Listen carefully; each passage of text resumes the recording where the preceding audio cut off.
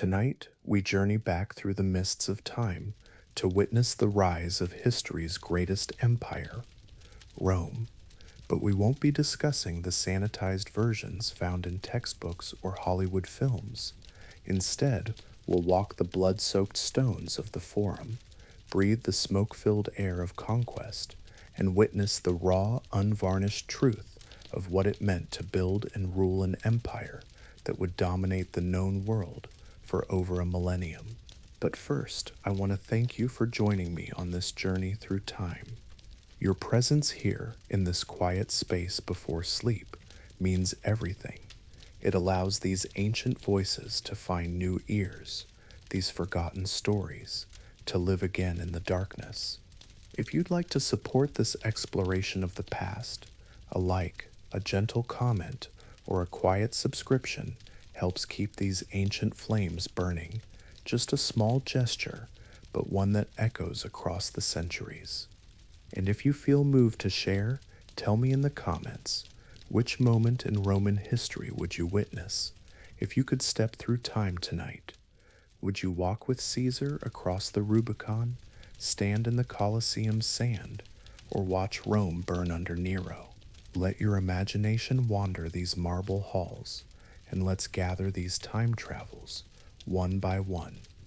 This is Educational Bedtime, where the stories stretch like Roman roads, the tone flows gentle as the Tiber, and history unfolds slowly like scrolls of papyrus beneath flickering oil lamps. Now, settle into comfort. Let your breathing slow, let your mind quiet, like the Roman countryside at dusk, when the eagles have returned to their standards, and peace settles over the 7 hills.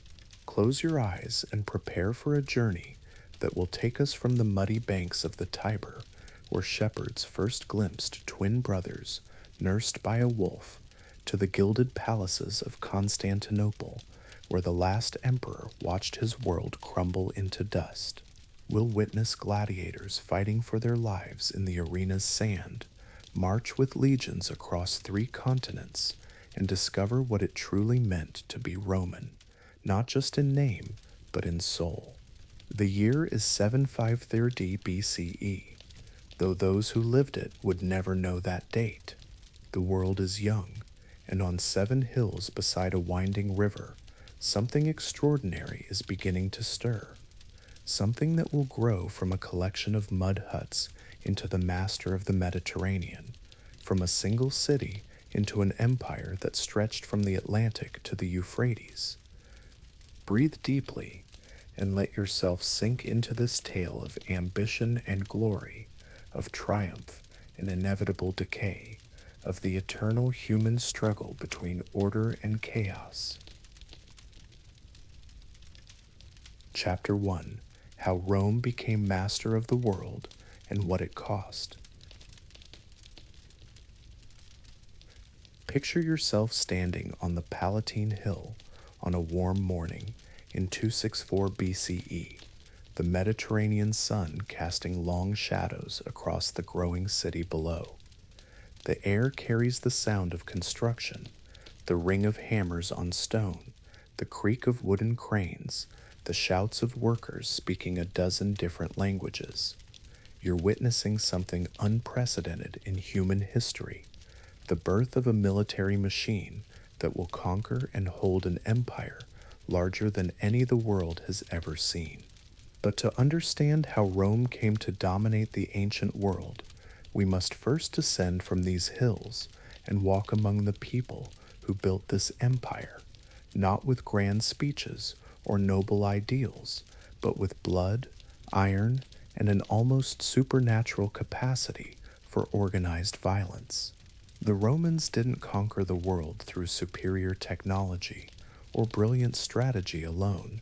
They conquered it through an institutional brutality so systematic, so relentless, that their enemies simply couldn't match it. The Roman army that you see drilling in the Campus Martius below is unlike anything that has ever existed before. These are not the citizen soldiers of Greek city-states who fight a battle and return to their farms. These are not the warrior aristocrats of Celtic tribes who fight for glory and plunder. These are professional killers, trained from boyhood to function as parts of a vast military organism that consumes enemies and turns them into Romans.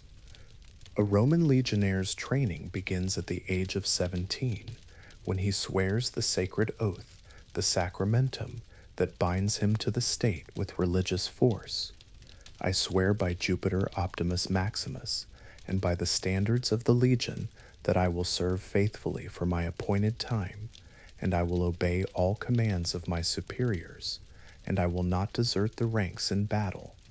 This is not merely a promise, it is a ritual transformation that turns a Roman boy into something harder and more dangerous than nature ever intended.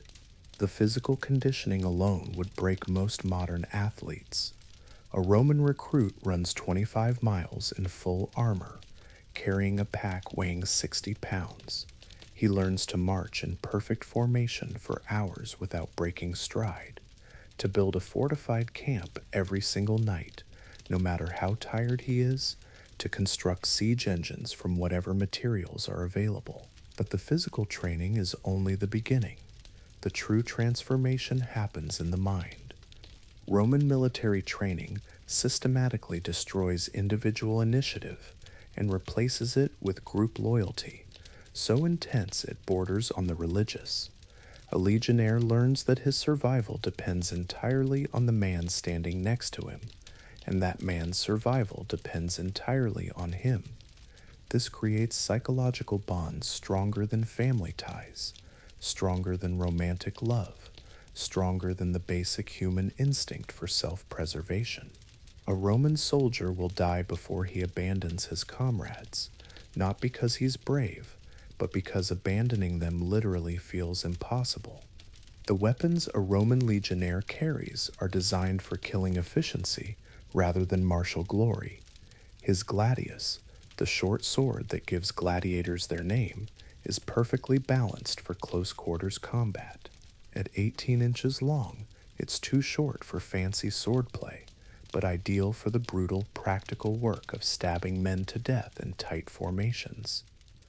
The scutum shield is not just defensive, its bronze boss can crush a man's skull, its sharp edges can break bones and cut flesh.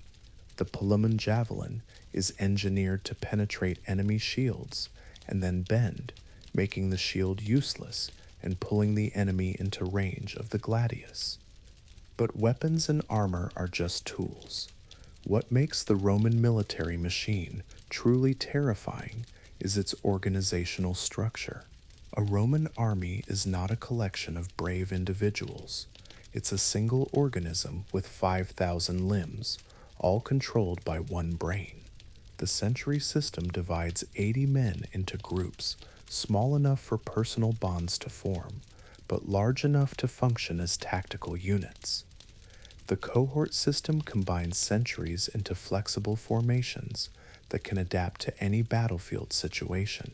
The legion system combines cohorts into an army that can fight in multiple directions simultaneously while maintaining perfect coordination. The centurions who lead these formations are the backbone of Roman military power. These are not aristocratic officers commanding from the rear. They are professional soldiers who have risen through the ranks based on competence and ruthlessness. A centurion leads from the front, sharing every danger and hardship with his men. He can order a flogging for minor infractions, execute a soldier for cowardice, and grant rewards for exceptional bravery. His word is absolute law within his century, but he earned that authority by proving himself in battle again and again. The discipline that holds this system together is enforced through punishments so severe they defy belief. A soldier who loses his weapons in battle is beaten to death by his own comrades. A unit that shows cowardice is subjected to decimation. Every 10th man is executed by the other 9.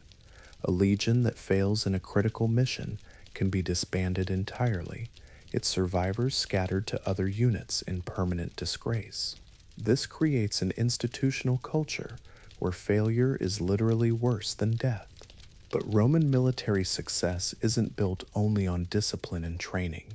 It's built on logistics, the unglamorous but essential work of feeding, clothing, and equipping armies in the field. Roman engineers construct roads so well built they're still used 2,000 years later. Roman quartermasters calculate exactly how much grain, oil, wine, salt, and leather are needed to keep a legion fighting for months at a time. Roman supply chains stretch across hundreds of miles of hostile territory, protected by fortified depots and garrison troops. This logistical sophistication allows Roman armies to campaign year-round, something their enemies cannot match. Celtic warriors fight during harvest season and return home when winter approaches. Greek mercenaries demand payment in advance and desert when the money runs out. Persian armies dissolve when their noble commanders lose interest or get recalled to court. But Roman legions march in January's snow and August heat with equal effectiveness, carrying their supplies, building their own camps, and maintaining discipline regardless of conditions. The Roman approach to siege warfare reveals the systematic nature of their military thinking. When Romans encounter a fortified city, they don't rely on heroic assaults or clever stratagems. Instead, they surround the city with a double wall, one facing inward to prevent escape, one facing outward to prevent relief. Then they wait. Roman engineers dig mines under the walls, while Roman artillery pounds the fortifications day and night. Roman negotiators offer terms that become less generous with each passing week. The siege of Alesia in 52 BCE demonstrates this approach perfectly. Vercingetorix, the brilliant Gallic leader, retreats to a hilltop fortress with 80,000 warriors, expecting relief from the largest army Gaul has ever assembled. Caesar responds by building 2 complete walls around the hill, 11 miles of fortifications constructed in 3 weeks by 50,000 legionnaires, working around the clock. When the relief army arrives with 250,000 warriors, they find themselves attacking Roman fortifications, while Vercingetorix's forces attack the same Romans from behind. The result is a masterpiece of military engineering that destroys both armies and ends Celtic independence forever. But the true secret of Roman military success lies not in any single battle or campaign. It lies in Rome's unique approach to conquest itself. Most ancient empires rule through fear. They destroy resistant populations and extract tribute from the survivors. Rome does something far more sophisticated and ultimately more effective. It turns enemies into Romans. When Rome conquers a city, the standard procedure involves 3 phases. First, the population is sorted. Those who resisted are enslaved or executed. Those who surrendered early receive better treatment. Those who actively helped Rome receive rewards and privileges. This creates immediate incentives for collaboration in future campaigns. Second, the city's political structure is reorganized according to Roman principles. Local elites who demonstrate loyalty are incorporated into the Roman system. Roman law replaces local customs. Roman gods are added to local temples. Third, Roman colonists, usually retired legionnaires, are settled in the area with land grants that bind them to defend their new homes. This process, repeated hundreds of times across 3 continents, creates something unprecedented in ancient history. An empire held together not by force alone, but by shared identity. A Gaul who serves in the Roman army for 25 years retires as a Roman citizen with a pension and land grant. His sons speak Latin as their first language and worship Roman gods. His grandsons think of themselves as Roman, Within 3 generations, former enemies become indistinguishable from original Romans. The economic engine that powers this expansion is equally systematic. Roman conquest follows a predictable pattern. Armies identify the most productive agricultural land and mineral resources in a region, then build roads and cities to extract maximum value. Roman slavery provides the labor force. It's estimated that 1/3 of the population in Roman Italy consists of slaves captured in the conquest of the Mediterranean. Roman taxation systems extract wealth from conquered territories to fund further expansion. Roman trade networks distribute goods across thousands of miles, creating economic incentives for peace and cooperation. The profits from empire are extraordinary. After conquering Gaul, Caesar brings back so much gold that its price in Rome drops by 25%. The conquest of Egypt provides Rome with enough grain to feed 1 million people permanently. The Spanish silver mines generate wealth that funds the Roman army for centuries. The conquest of Asia Minor brings Roman merchants access to the silk trade with China. Each successful campaign generates enough wealth to fund several more campaigns, creating a self-sustaining cycle of expansion. But this wealth comes at a cost that's almost impossible to calculate in human terms. The conquest of Gaul alone results in over 1 million deaths and another million enslaved, roughly 1/3 of the entire population killed or removed from their homeland. The destruction of Carthage in 1406 BCE involves the systematic murder of every living person in the city, followed by the ritual salting of the earth to ensure nothing can ever grow there again. The Jewish wars of 66-73 CE end with the complete destruction of Jerusalem and the dispersal of the Jewish people across the empire. These aren't accidental casualties of war. They're deliberate policies designed to demonstrate Roman power and deter resistance. The Romans developed crucifixion as a standard form of execution, specifically because it maximizes suffering and visibility. After the slave revolt led by Spartacus, Romans crucify 6,000 captured rebels along the Appian Way from Rome to Capua, a 120-mile line of dying men that takes weeks to complete the killing. The message is unmistakable. This is what happens to those who defy Rome. The psychological impact of Roman brutality extends far beyond its immediate victims. Stories of Roman savagery spread ahead of Roman armies, often causing cities to surrender without a fight, rather than risk total destruction. This calculated use of terror as a weapon of war allows relatively small Roman armies to control vast territories populated by millions of people who could theoretically overwhelm their conquerors through sheer numbers. Roman commanders understand that empire requires more than military conquest. It requires the systematic replacement of local traditions with Roman ones. This process, which historians call Romanization, involves every aspect of human life. Local languages are suppressed in favor of Latin. Local laws are replaced by Roman legal codes. Local gods are either banned or merged with Roman deities. Local architecture gives way to Roman engineering.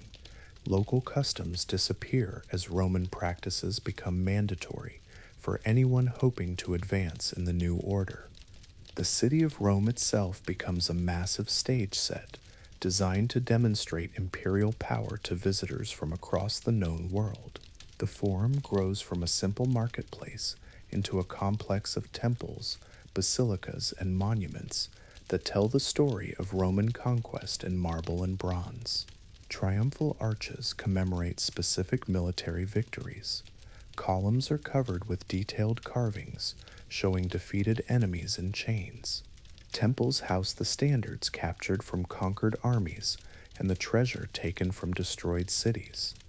The Triumph, Rome's most spectacular public ceremony, turns military victory into religious theater.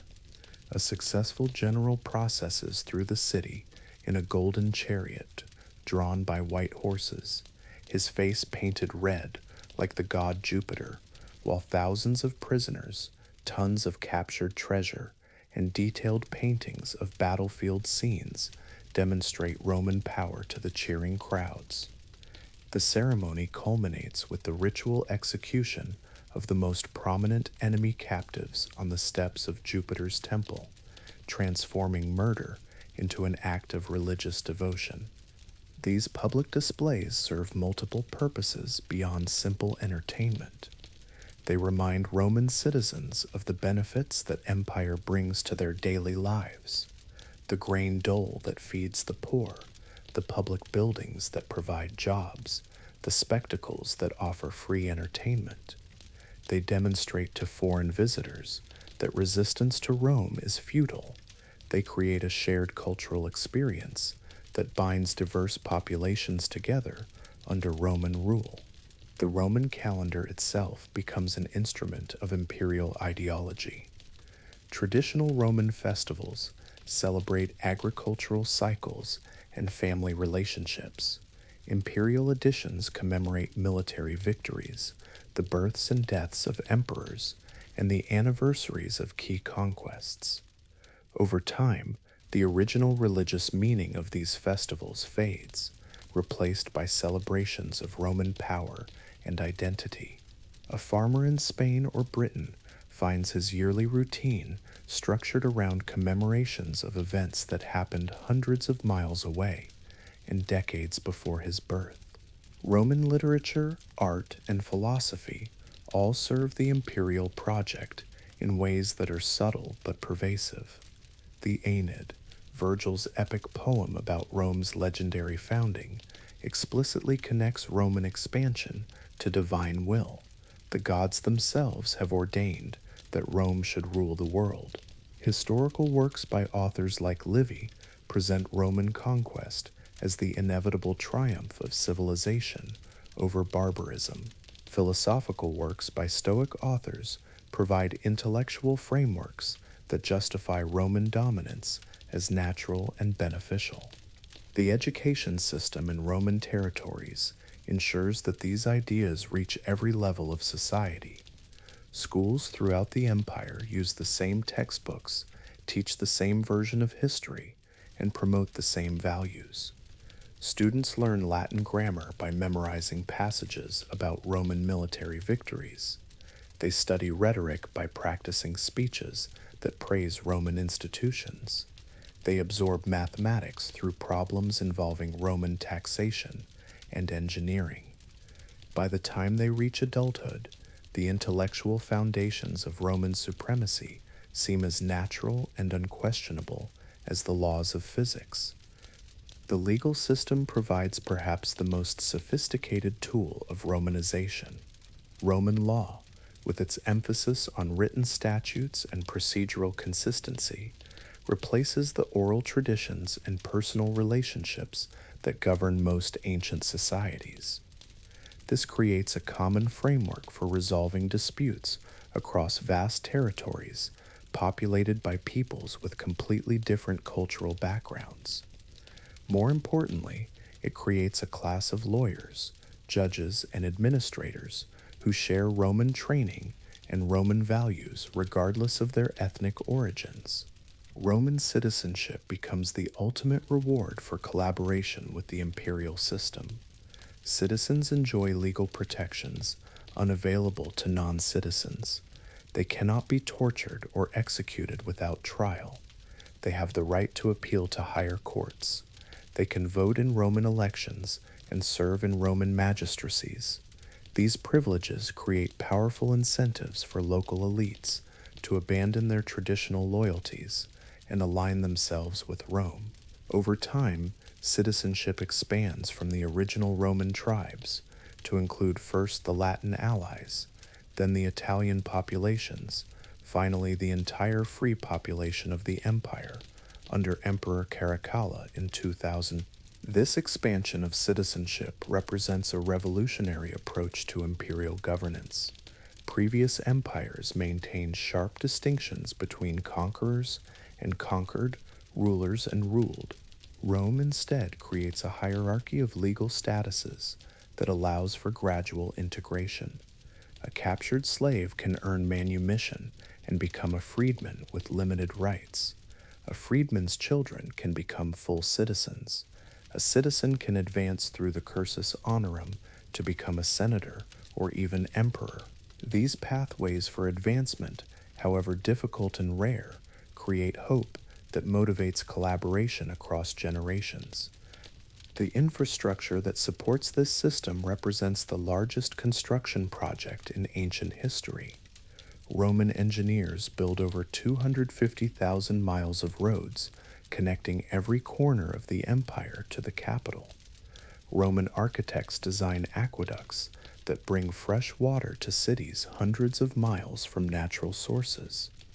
Roman urban planners lay out thousands of cities according to standardized patterns that make any Roman feel at home anywhere in the empire.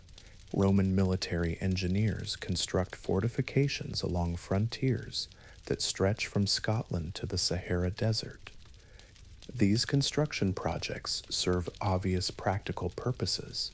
Roads speed military deployment, aqueducts support urban populations, fortifications defend against barbarian raids, but they also serve less obvious psychological purposes.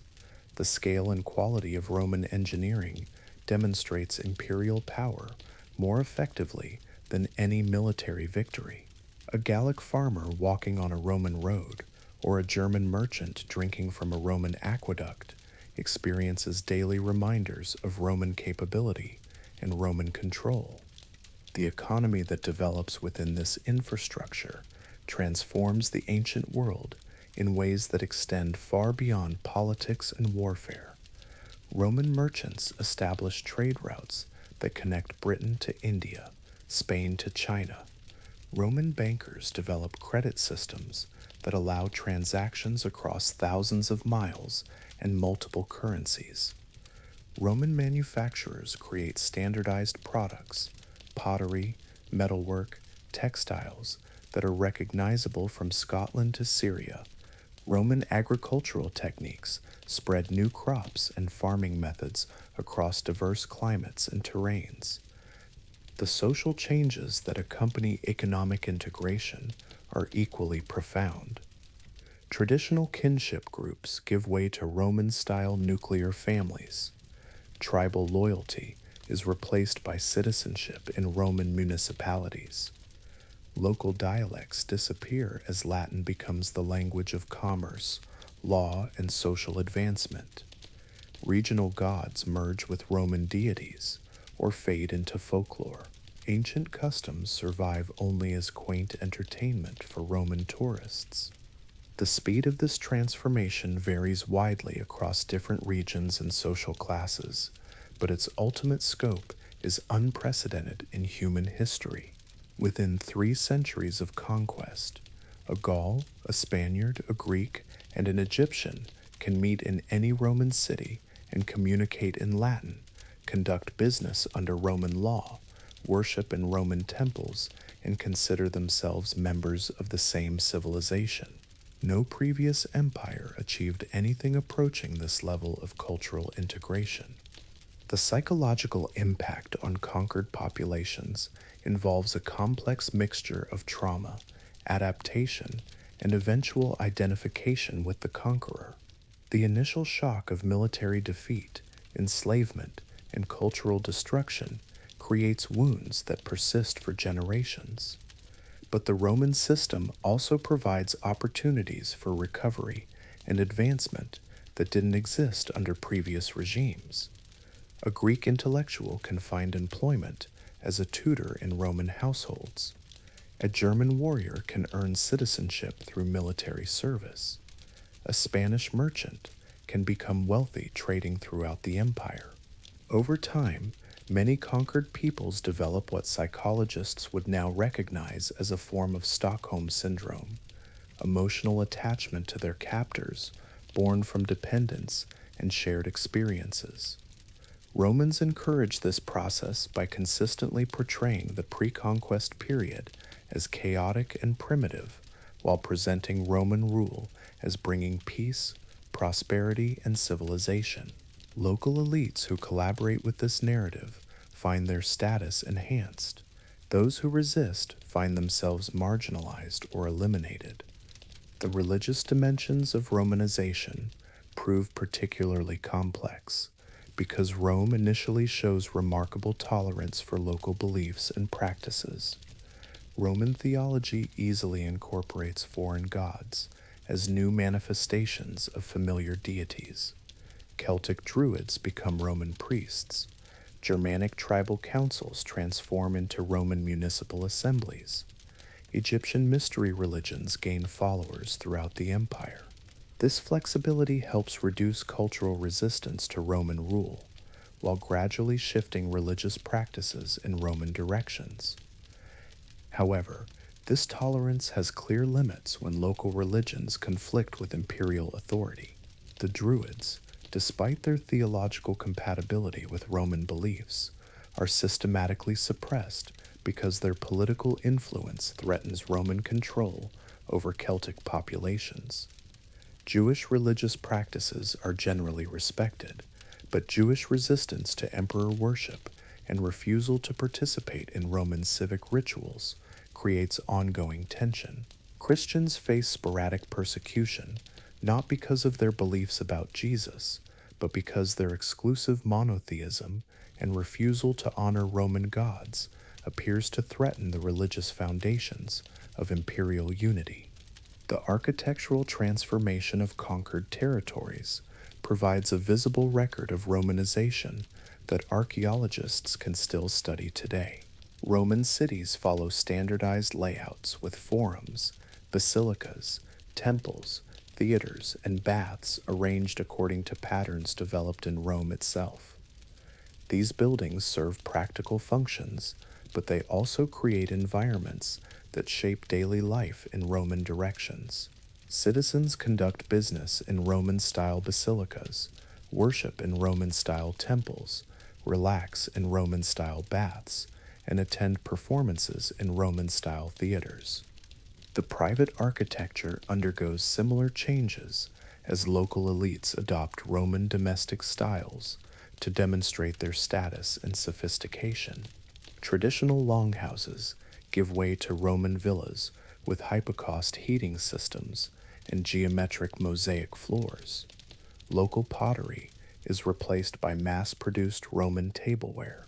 Regional clothing styles disappear as Roman fashion becomes the mark of social advancement.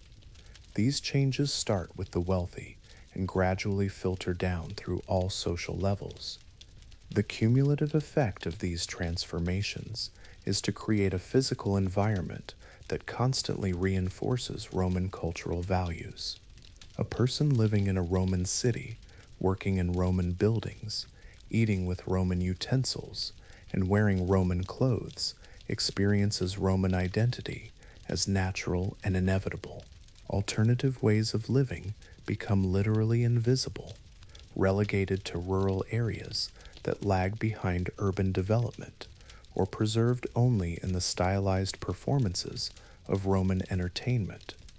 The educational system that supports this cultural transformation represents perhaps Rome's greatest innovation in imperial governance.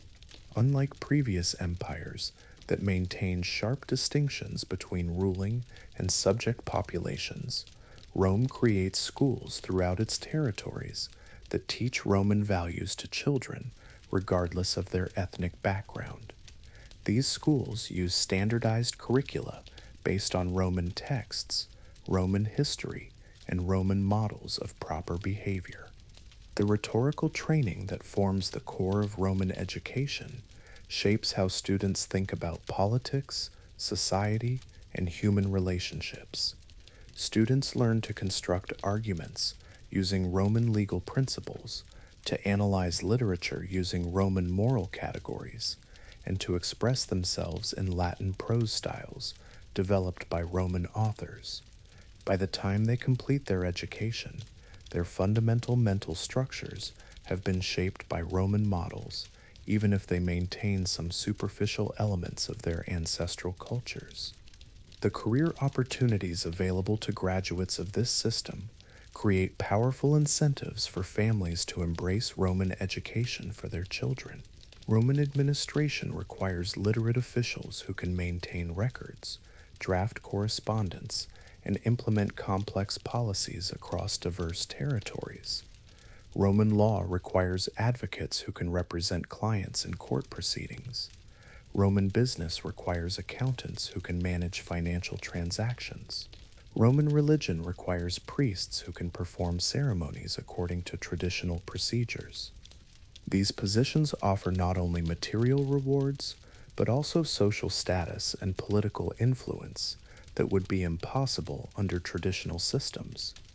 A Gallic youth who masters Latin rhetoric can become a Roman senator.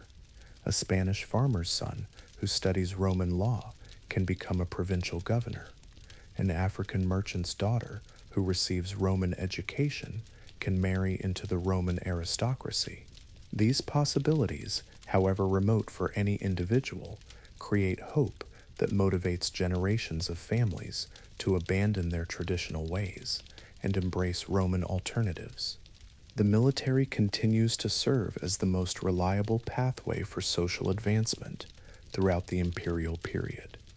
The Roman army recruits heavily from frontier populations, offering barbarian warriors opportunities to gain citizenship, land grants, and social status through loyal service.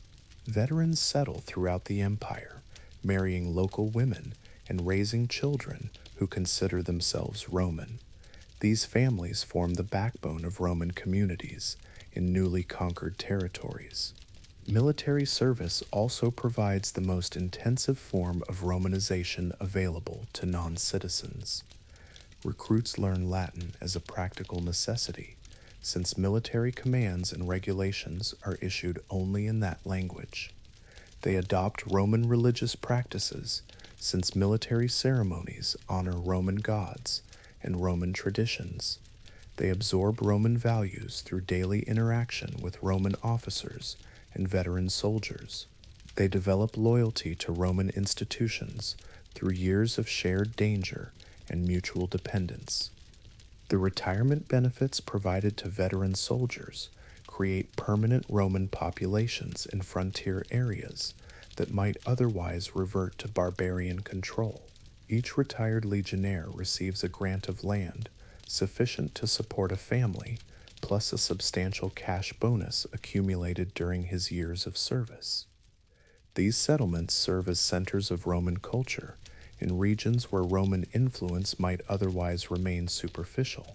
Veteran colonies become the nuclei around which Roman cities develop, Roman law spreads, and Roman identity takes root. The transformation of barbarian warriors into Roman veterans represents one of the most remarkable aspects of the imperial system. Young men who grow up in Germanic or Celtic tribes, speaking their ancestral languages and worshiping their traditional gods, can spend 25 years in Roman military service and retire as thoroughly Romanized as any Italian citizen. Their children grow up speaking Latin, attending Roman schools, and participating in Roman civic life. Their grandchildren may have no knowledge of their barbarian ancestry beyond family names that preserve traces of pre-Roman linguistic patterns. This process of cultural transformation through military service provides Rome with a continuous supply of loyal citizens committed to defending the empire they have come to consider their own. Unlike mercenary armies that fight only for pay, or conscript forces that serve reluctantly, the Roman military develops an institutional culture where barbarian recruits become Roman patriots through shared service and mutual sacrifice. This emotional transformation proves as important as technical training in maintaining military effectiveness across centuries of expansion and defense. The economic incentives that support military recruitment extend beyond individual soldiers to entire tribal communities on the Roman frontier. Tribes that provide regular recruits for Roman service receive preferential treatment in trade relationships, diplomatic negotiations, and territorial disputes. Tribal leaders who encourage their young men to join Roman legions can expect Roman support for their political authority and Roman protection against hostile neighbors. These arrangements create buffer zones along Roman frontiers populated by communities that have economic and political interests in maintaining good relationships with Rome. Over time, these communities become increasingly Romanized through intermarriage, trade relationships, and cultural exchange. Their military traditions merge with Roman tactical methods. Their political systems adapt Roman administrative practices. Their religious beliefs incorporate Roman deities and Roman ceremonies. The gradual Romanization of frontier populations provides the empire with defense in depth that extends far beyond the official boundaries marked by walls, rivers, and fortifications. By the time potential invaders reach Roman territory proper, they must first fight through communities that share Roman interests and Roman military training. This system proves particularly effective against nomadic raiders who depend on surprise and mobility, since they find themselves facing organized resistance from populations that understand both barbarian and Roman military methods. The cultural synthesis that develops in these frontier regions creates new forms of Roman identity that incorporate elements from both Roman and barbarian traditions. Frontier Romans develop military techniques that combine Roman discipline with barbarian mobility. They create art forms that merge Roman technical skills with barbarian decorative motifs. They practice religious ceremonies that honor both Roman gods and local spirits. These hybrid cultures prove remarkably stable and creative, producing some of the most distinctive achievements of the later imperial period. As you drift off to sleep tonight, imagine yourself as one of those young barbarians who chose to serve in the Roman legions. Feel the weight of Roman armor on your shoulders, the unfamiliar Latin commands ringing in your ears, the gradual transformation from tribal warrior to imperial citizen. Consider the price of that transformation, the loss of your native language, the abandonment of your ancestral gods, the severing of ties to the community that raised you. But also consider the rewards: citizenship in the greatest empire the world has ever known, opportunities for advancement that would be impossible in your tribal homeland, membership in a civilization that spans 3 continents and encompasses millions of people who share your adopted identity. The Roman conquest of the Mediterranean was not simply a military achievement, it was a cultural revolution that transformed the ancient world in ways that continue to shape our civilization today. The legal systems, architectural techniques, linguistic patterns, and political concepts that Romans spread throughout their empire became the foundations upon which European civilization developed. The roads that Roman engineers built still carry traffic today. The languages that evolved from Latin are spoken by hundreds of millions of people. The legal principles that Roman jurists developed still influence modern court systems. But this transformation came at a cost in human suffering that defies calculation. Millions of people died in the wars of conquest. Millions more were enslaved and transported far from their homelands.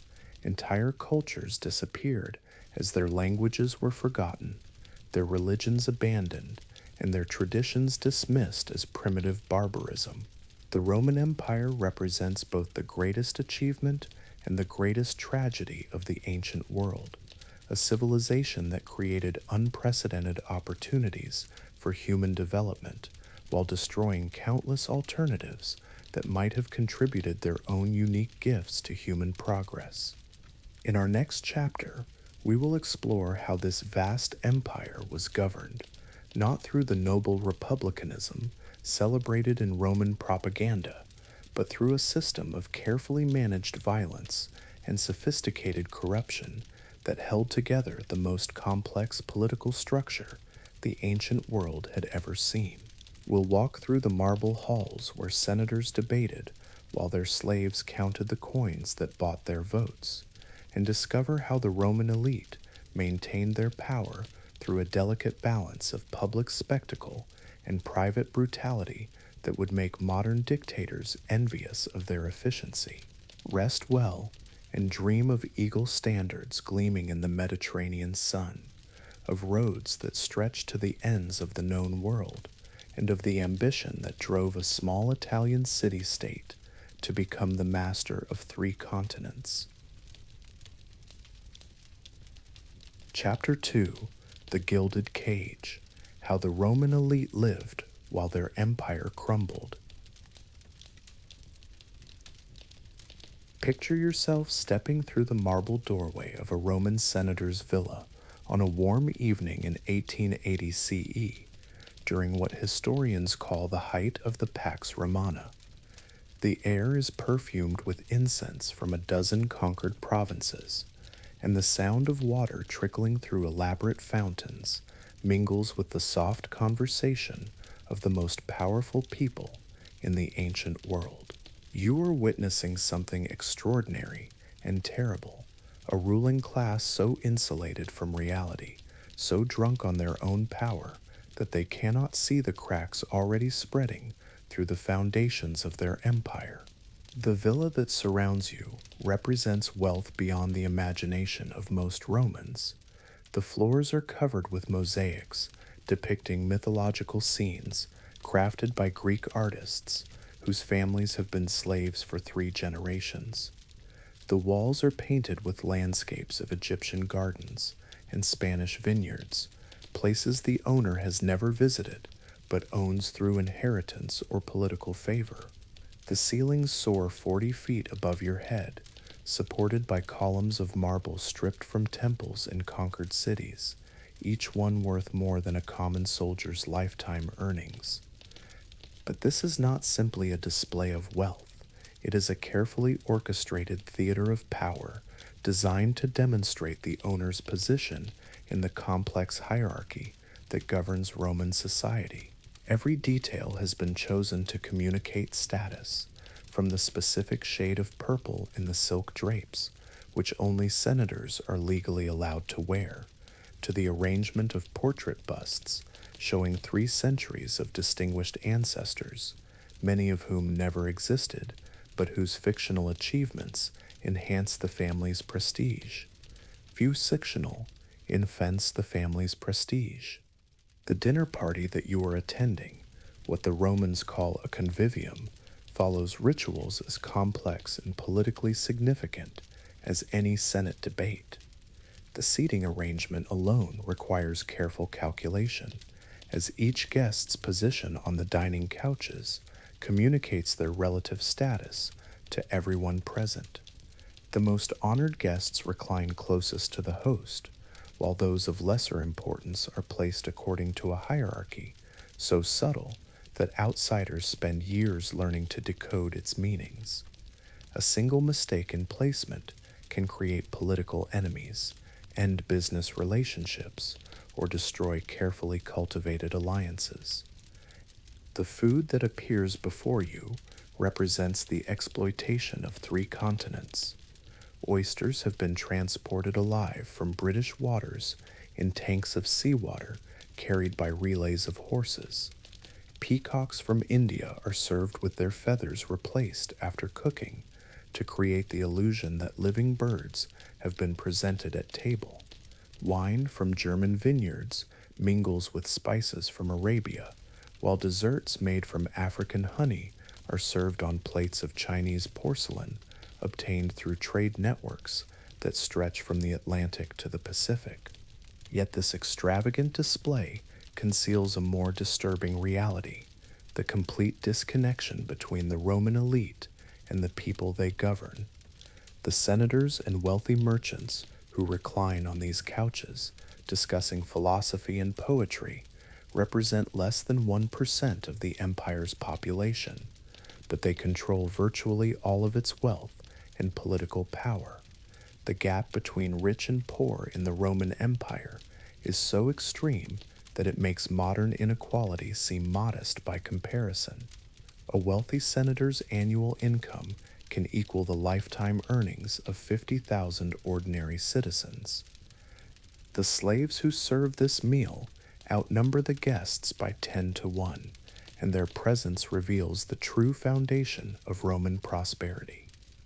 Every aspect of elite Roman life depends on enslaved labor, from the mining of precious metals that fill their treasure rooms to the cultivation of exotic foods that grace their tables.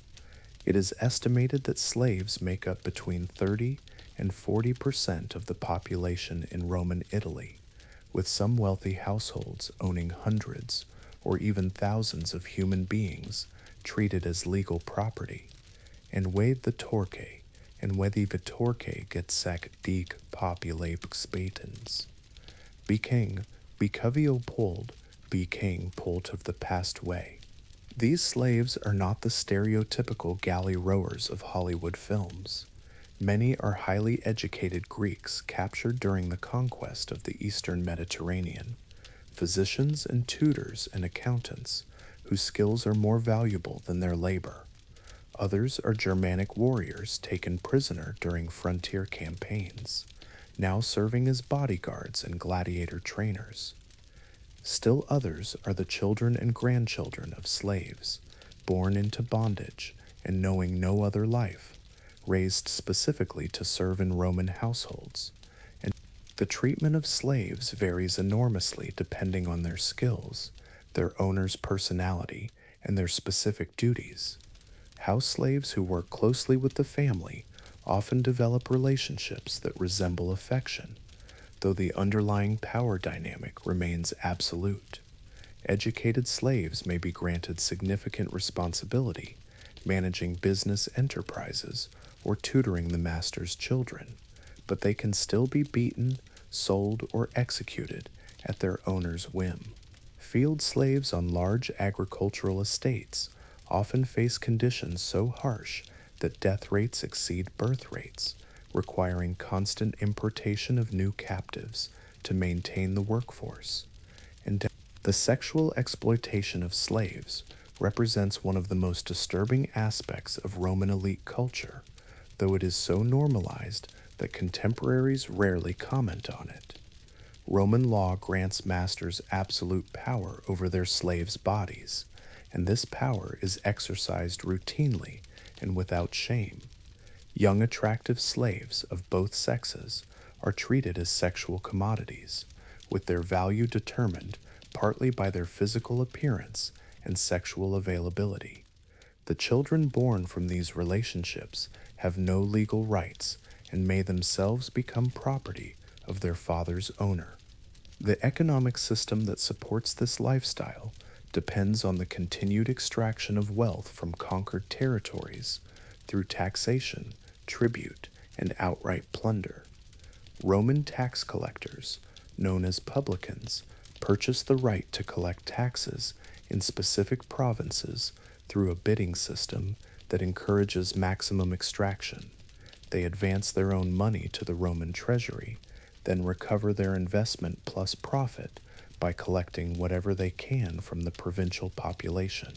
This system creates powerful incentives for overtaxation and corruption, as publicans must extract enough wealth not only to repay their initial investment, but to generate the profits that make the enterprise worthwhile. The provinces that fund Roman luxury are being systematically drained of their accumulated wealth.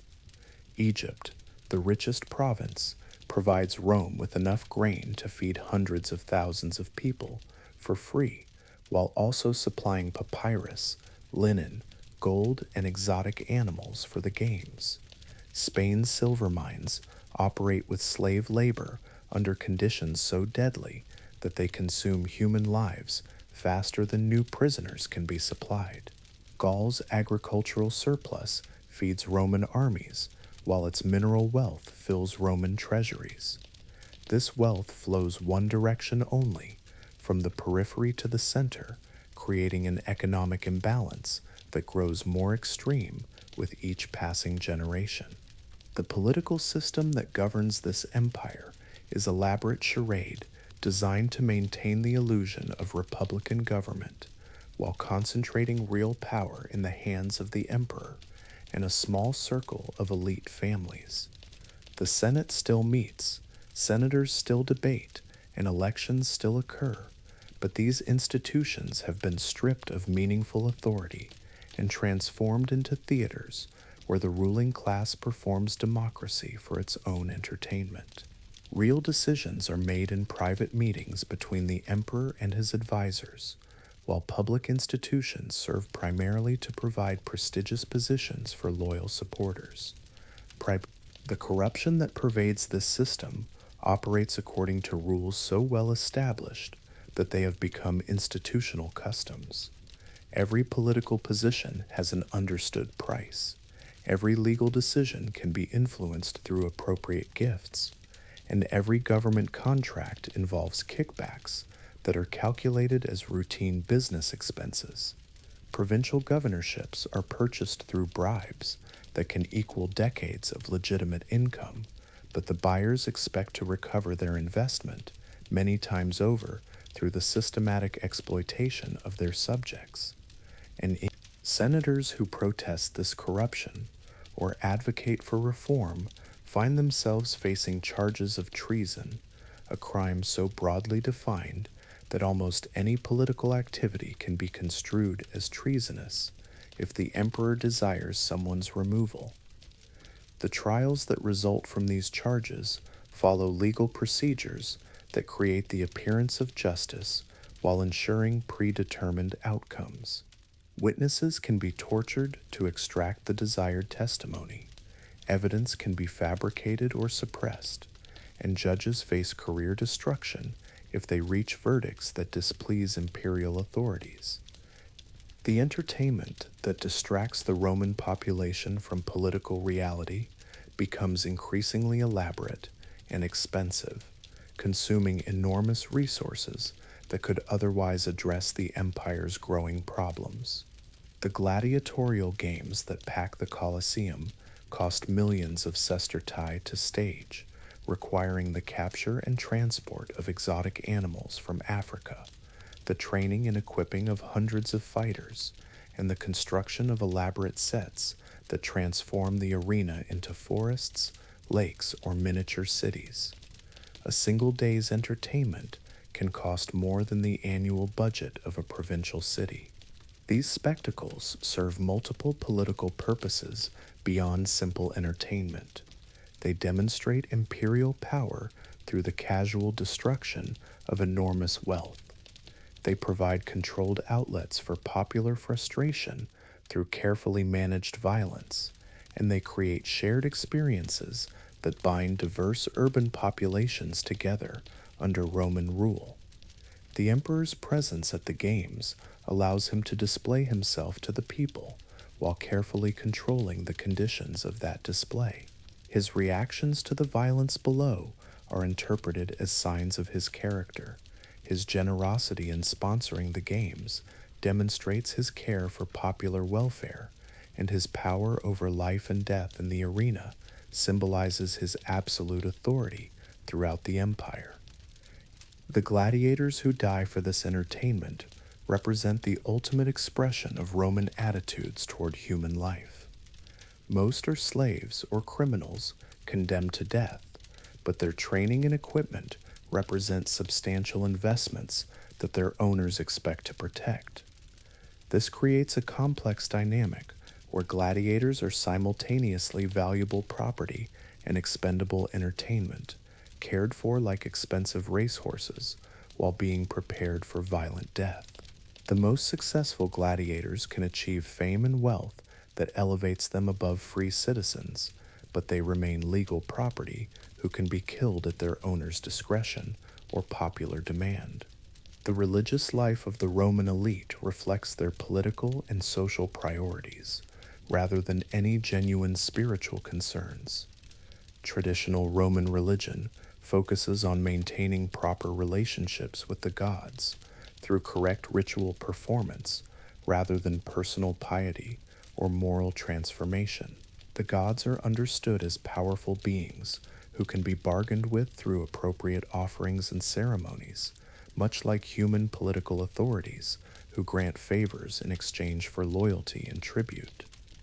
This transactional approach to religion reinforces the elite's worldview that all relationships are based on power and mutual advantage. The mystery religions that become increasingly popular during the imperial period offer more personal and emotional religious experiences, but they also serve the political function of providing controlled outlets for spiritual needs that traditional Roman religion cannot satisfy. Initiates into the cults of Mithras, Isis, or Dionysus experience intense ritual dramas that create powerful psychological bonds while carefully avoiding any challenge to Roman political authority. These religions offer the promise of personal salvation and divine favor while explicitly supporting imperial rule as part of the cosmic order. And no, the intellectual life of the Roman elite centers on the preservation and imitation of Greek cultural achievements rather than original creative work. Wealthy Romans collect Greek art, employ Greek tutors, and write literature that consciously models itself on Greek precedents. This cultural dependence reflects the empire's broader tendency toward conservatism and preservation rather than innovation and growth. Roman engineering and military technology continue to advance, but Roman philosophy, literature, and art increasingly look backward to classical models rather than forward to new possibilities. The education system that produces Roman leaders emphasizes rhetoric and law rather than practical skills or scientific knowledge. Young aristocrats spend years learning to compose speeches in classical Latin, to argue legal cases according to traditional procedures, and to display familiarity with ancient literary works, but they receive little training in economics, engineering, or military science. This creates a ruling class that excels at formal debate and legal manipulation while remaining ignorant of the technical challenges facing their empire. The legal system that governs Roman society operates according to two completely different standards, depending on the social status of the people involved. Roman citizens, especially wealthy ones, enjoy extensive legal protections, including the right to trial, the right to appeal, and immunity from certain forms of punishment. Non-citizens, slaves, and foreigners have virtually no legal rights and can be subjected to torture, arbitrary punishment, and execution without meaningful legal process. This dual system reinforces social hierarchies while creating powerful incentives for collaboration with Roman rule. The economic policies pursued by Roman administrators consistently favor short-term revenue generation over long-term economic health. Provincial resources are extracted as rapidly as possible to fund immediate needs in Rome, with little consideration for the sustainability of this exploitation.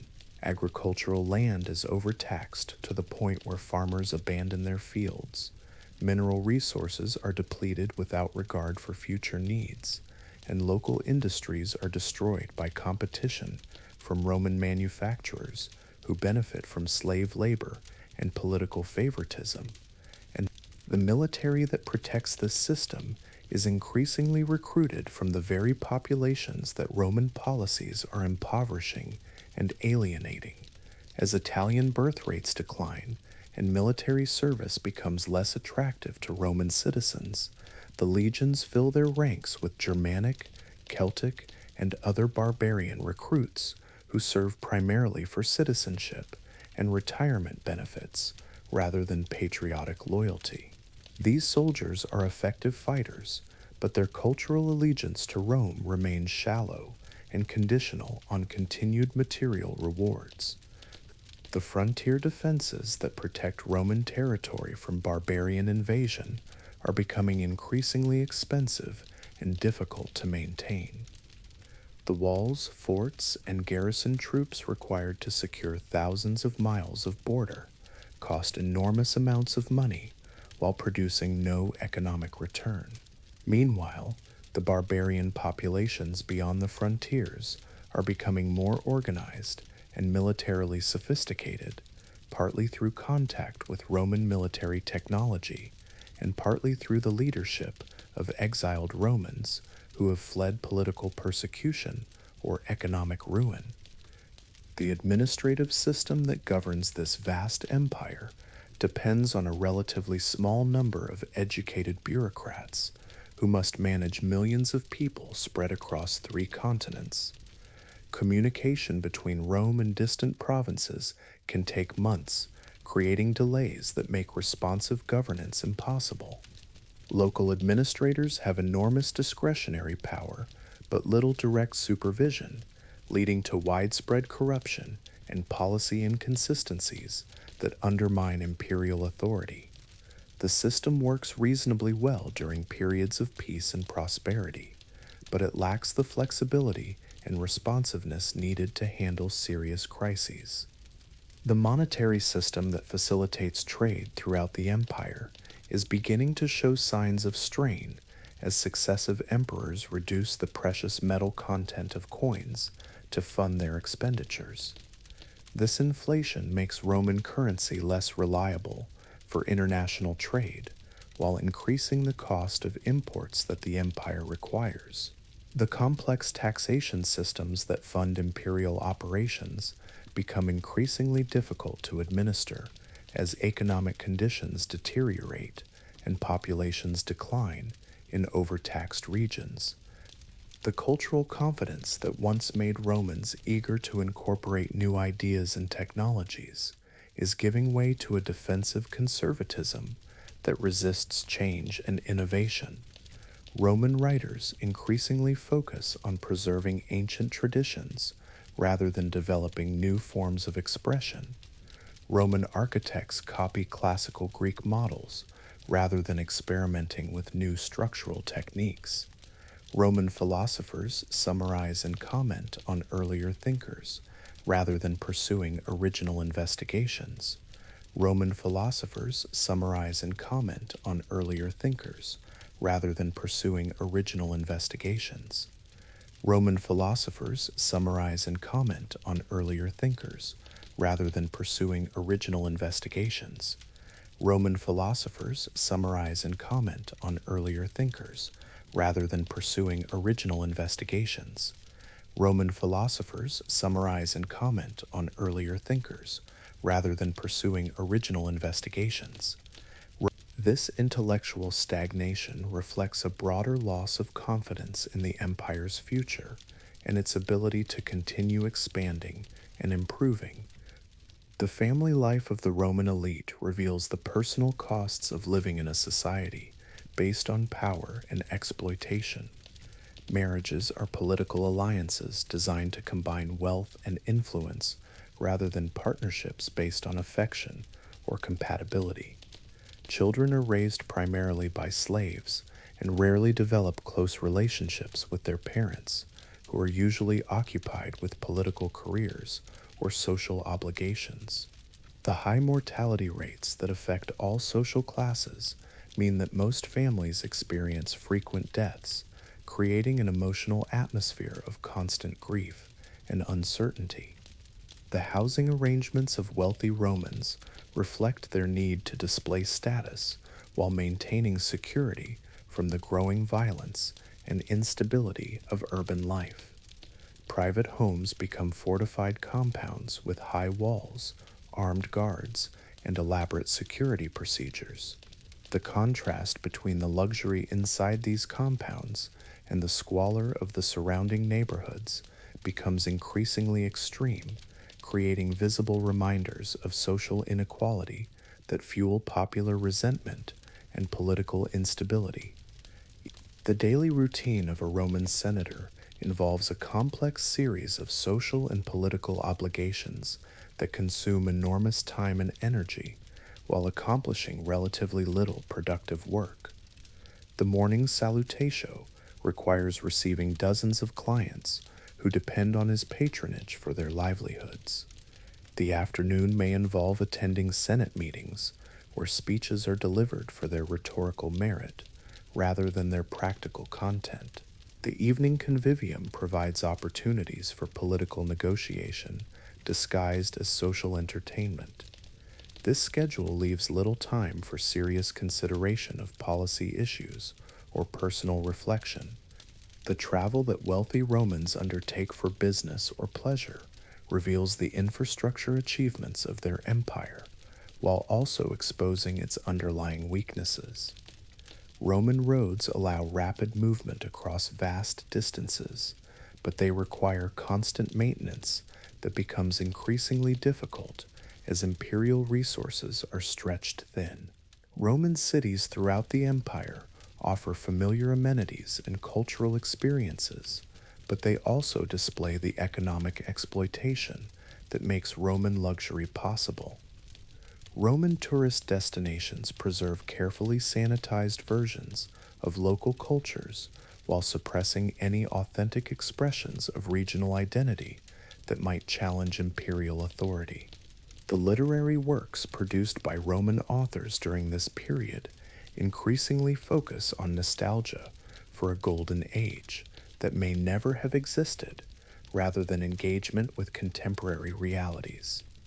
Epic poems celebrate the military victories of previous generations while ignoring the growing challenges facing current armies. Historical works idealize the republican virtues of earlier Romans while avoiding criticism of imperial policies. Philosophical treatises discuss abstract ethical questions while remaining silent about the moral implications of slavery, conquest, and exploitation. The artistic patronage that wealthy Romans provide creates magnificent works that celebrate imperial power while carefully avoiding any subjects that might question Roman authority or values. Sculptors create portrait busts that emphasize the dignity and wisdom of their subjects while ignoring their actual character or achievements. Painters produce landscapes and mythological scenes that provide pleasant decoration without challenging viewers' assumptions about politics or society. Architects design buildings that demonstrate wealth and power while serving no purposes beyond display and self-aggrandizement. The medical knowledge available to Roman elites includes sophisticated surgical techniques and pharmaceutical preparations, but it remains fundamentally limited by superstition and social prejudice. Wealthy Romans can afford the best physicians available, many of them educated Greeks with extensive theoretical knowledge, but medical practice is still based on theories about bodily humors and supernatural influences that have little relationship to actual physiology. The life expectancy of even wealthy Romans remains relatively short by modern standards, with most people dying from diseases that would be easily treatable today. Wilthio erfalt popolo fathers brekva, and pharma superstition, but many of them be the take in a city call, the Turinir, but open all beta be, but ennilis fermetic tradable pain betald balv, and where fall paul pain betald balv. The psychological effects of living in such an artificial and exploitative environment begin to manifest in various forms of mental illness and social dysfunction that contemporary Romans struggle to understand or address.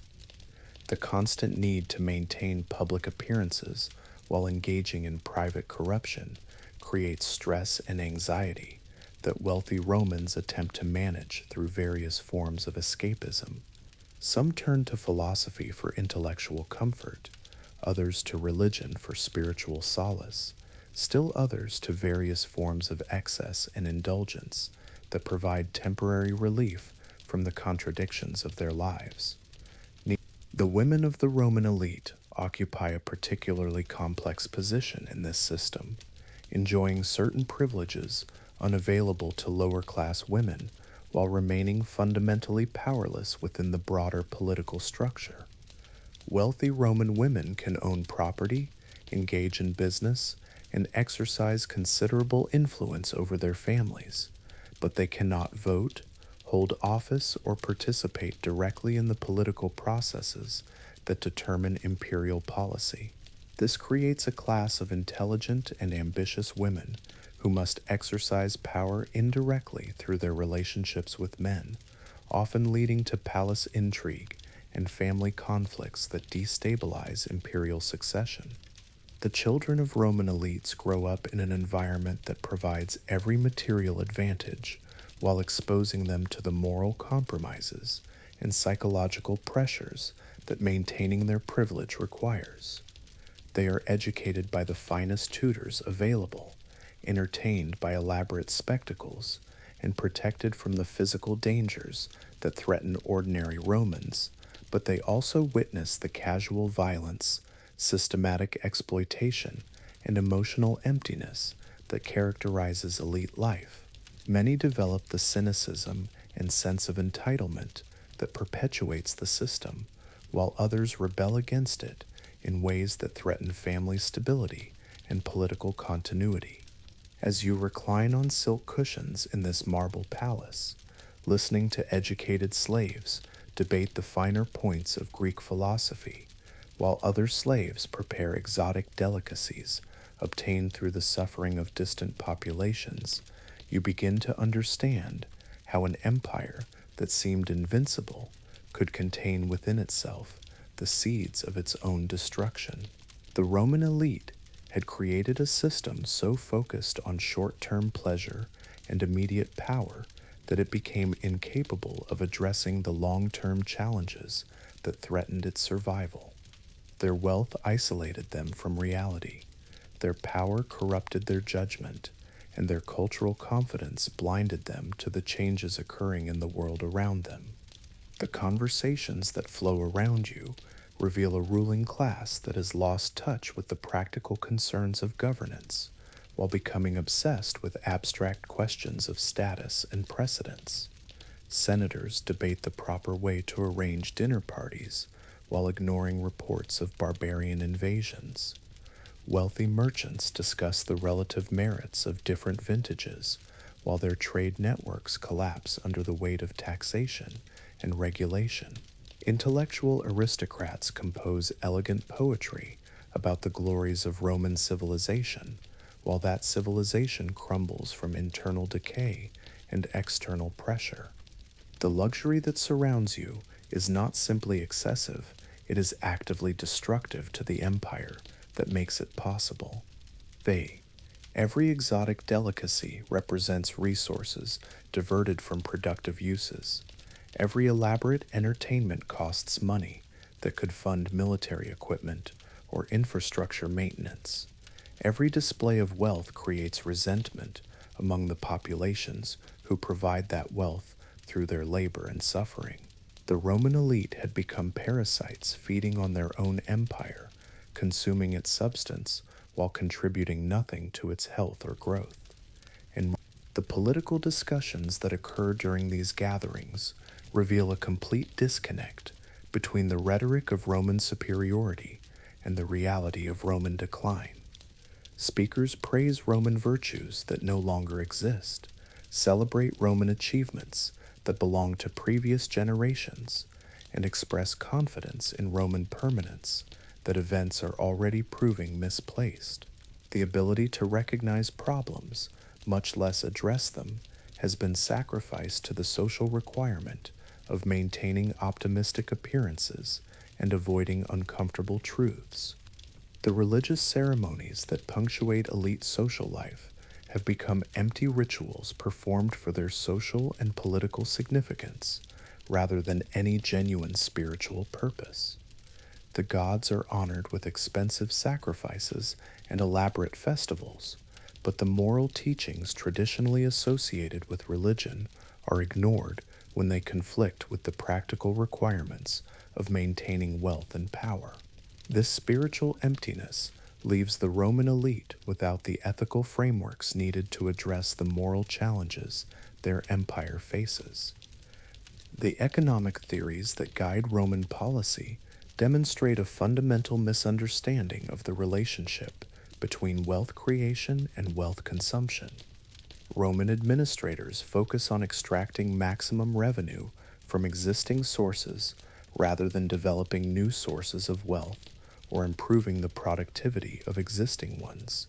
This approach works in the short term, but creates long-term problems that compound over time, eventually leading to economic collapse that undermines military and political stability.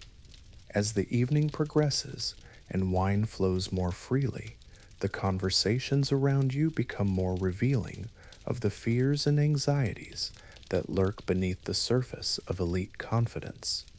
Speakers begin to mention disturbing reports from the frontiers, economic problems in the provinces, and social tensions in the cities. But these concerns are quickly dismissed with reassuring platitudes about Roman strength and barbarian weakness, or redirected towards safer topics that don't challenge fundamental assumptions about imperial permanence and elite privilege. And the entertainment that concludes the evening, performed by slaves trained from childhood in music and dance, represents the ultimate expression of the system's moral bankruptcy. Human beings are treated as living instruments for the pleasure of their owners, their individual personalities and desires completely subordinated to their function as sources of amusement. The audience appreciates their technical skill while remaining completely indifferent to their humanity, applauding performances that required years of training and practice as if they were natural phenomena rather than human achievements. And well, as you prepare to leave this marble palace and return to the comparative reality of the streets outside, you carry with you an understanding of how great civilizations die. And they die not from external conquest alone, but from internal decay that makes external conquest possible. They die when their ruling classes become so obsessed with maintaining their privileges that they lose sight of the responsibilities that justify those privileges. They die when wealth becomes an end in itself rather than a means to achieve higher purposes. They die when power corrupts judgment and luxury destroys character.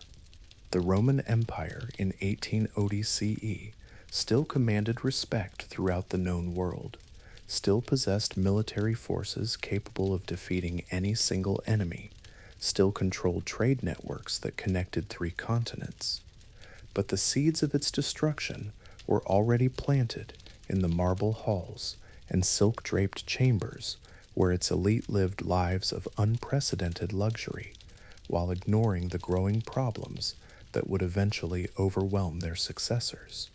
The distance between rulers and ruled had become so great that communication was impossible, the gap between wealth and poverty so extreme that social cohesion was breaking down, the focus on short-term pleasures so intense that long-term survival became impossible. Tonight, as you rest in your comfortable bed, consider the lessons that Roman decline offers for our own time. Consider how wealth can isolate people from reality, how power can corrupt judgment, how luxury can destroy character. Think about the responsibility that privilege carries, the connection between individual choices and collective consequences, the importance of maintaining contact with the moral and practical challenges that face any society seeking to survive and prosper. The Roman elite thought their empire would last forever, that their wealth was permanent, that their power was unshakable. They were wrong, and their wrongness cost not only their own lives, but the lives of millions of people whose welfare depended on their wisdom and restraint. In our next chapter, we will witness the inevitable consequences of this elite decadence as barbarian invasions, economic collapse, and political chaos overwhelm the systems that held the Roman world together. We'll stand with the last Roman soldiers as they fight desperately to defend cities their own government has already abandoned, and discover how the greatest empire in ancient history finally succumbed to forces it had spent centuries creating through its own success and excess. Chapter 3: The Long Collapse: How Rome Died, Not with a Bang, but with a Whimper. Picture yourself standing on the walls of Rome on a cold morning in 476 CE, watching a Germanic chieftain named Odoacer lead his warriors through streets that once echoed with the triumph marches of conquering legions. The marble facades still gleam in the winter sunlight. The aqueducts still carry fresh water to the 7 hills, but something fundamental has broken. You are witnessing not the dramatic fall of empire that poets sing about, but the quiet dissolution of a world that has simply forgotten how to believe in itself. And the collapse of Rome was not a sudden catastrophe, but a slow hemorrhaging that lasted nearly 3 centuries. What you see around you is the end result of countless small failures, each one insignificant by itself, but together forming a cascade of decay that no single reform could have stopped. The empire didn't fall because barbarians were too strong, but because Romans had become too weak, not in body, but in spirit, not in resources, but in will. The soldiers who should be defending these walls have not been paid in months. The imperial treasury is empty, not because Rome lacks wealth, but because the wealth that remains is concentrated in the hands of elites who refuse to pay taxes, while the populations that could provide revenue have been taxed into poverty or driven from their lands by barbarian raids. And Winneyaving Tamalpi Tom Paul were so bidide from their lands by barbarian raids. The emperor, if he can be called that, rules nothing beyond the city of Rome itself, and even that authority depends on the goodwill of barbarian foederati, whose loyalty is purchased rather than earned. Luftapessur, Wallen called Bra Pidru the Thor, and Wintov du Takevers of Nathis Plime, and Tamuds Plime, and Tafirans White. The transformation began generations before your birth, in the 3rd century crisis that historians call the military anarchy. Between 2035 and 284 CE, the empire had 50 emperors, most of whom died violent deaths within months of taking power. This period of chaos destroyed the institutional continuity that had held the empire together for centuries. Instead of stable dynasties passing power according to established procedures, the imperial throne became a prize fought over by ambitious generals with no legitimacy beyond their ability to command military loyalty. Each new emperor faced the same impossible choice: pay the army enough to prevent mutiny or maintain the civilian government that kept the empire functioning. Most chose the army because unpaid soldiers would kill them immediately, while civilian problems developed more slowly. This created a vicious cycle where military expenses consumed ever larger portions of imperial revenue, leaving less money for roads, bridges, aqueducts, and the other infrastructure that made Roman civilization possible. The economic consequences of this militarization were devastating. To pay their soldiers, emperors debased the currency by reducing the precious metal content of coins. This inflation made Roman money worthless for international trade, while increasing the cost of essential imports. The complex financial systems that had facilitated commerce throughout the empire collapsed as merchants lost confidence in Roman currency. Barter replaced monetary exchange in many regions, reducing economic efficiency and undermining the specialization that had made Roman prosperity possible. The taxation systems that supported imperial administration became increasingly predatory as desperate emperors demanded ever larger revenues from shrinking populations. The curial class, wealthy landowners responsible for collecting taxes in their municipalities, found themselves personally liable for shortfalls they could not control. Many abandoned their estates and fled to escape financial ruin, leaving entire regions without effective local government. The tax burden fell on smaller and smaller populations, creating unsustainable pressure that drove more people to abandon their homes and livelihoods. The agricultural system that fed the empire began to break down as farmers faced impossible choices between paying taxes and feeding their families. Small landowners sold their properties to wealthy elites or simply abandoned them to seek employment elsewhere. Large estates worked by slave labor proved more resilient, but they produced cash crops for export rather than food for local consumption. This shift toward latifundia agriculture reduced overall food production while concentrating land ownership in fewer hands, creating both rural unemployment and urban food shortages. The military forces defending the empire gradually transformed from Roman institutions into barbarian armies fighting under Roman banners. Recruitment of citizens became increasingly difficult as military service offered low pay, dangerous conditions, and little chance of advancement for anyone not born into the warrior aristocracy. Barbarian foederati initially served as auxiliary forces supporting Roman legions, but they gradually replaced Roman troops entirely in many regions. These Germanic, Celtic, and other tribal warriors maintained their own cultural traditions, languages, and loyalties while serving emperors who had little control over their behavior. The Romanization process that had once transformed barbarians into Romans reversed itself as Romans increasingly adopted barbarian customs, clothing, and military techniques. Roman officers wore Germanic-style armor and fought with barbarian weapons.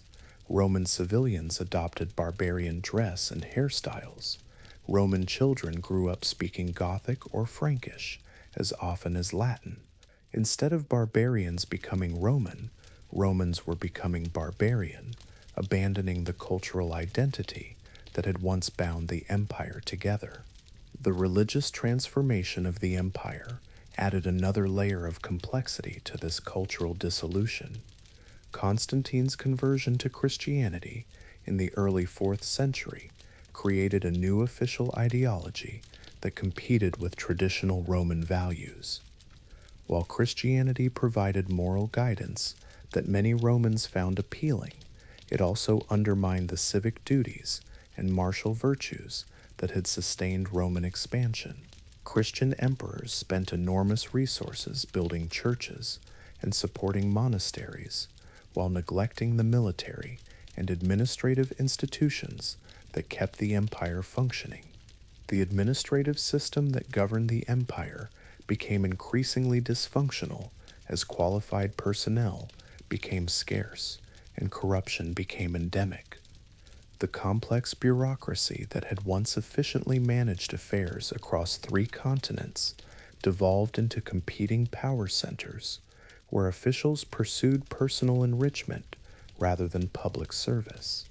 Communication between the imperial court and provincial administrators broke down as travel became dangerous and expensive. Local governors effectively ruled as independent warlords, acknowledging imperial authority only when it served their immediate interests. Verministrator Feftorst way, Verministrator Feftorst way, Verministrator Feftorst way, Verministrator Feftorst way, Verministrator Feftorst way, Verministrator Feftorst way, Verministrator Feftorst way, Verministrator Feftorst way, Verministrator Feftorst way, Verministrator Feftorst way, Verministrator Feftorst way, Verministrator Feftorst way, Verministrator Feftorst way, Verministrator Feftorst way, Verministrator Feftorst way, Verministrator Feftorst way, Verministrator Feftorst way, Verministrator Feftorst way, Verministrator Feftorst way, Administrator fifth worst way, for administrator fifth worst way, for administrator fifth worst way, for administrator fifth worst way, for administrator fifth worst way, for administrator fifth worst way, for administrator fifth worst way, for administrator fifth worst way, for administrator fifth worst way, for administrator fifth worst way, for administrator fifth worst way, for administrator fifth worst way, for administrator fifth worst way, for administrator fifth worst way, for administrator fifth worst way, for administrator fifth worst way, for administrator.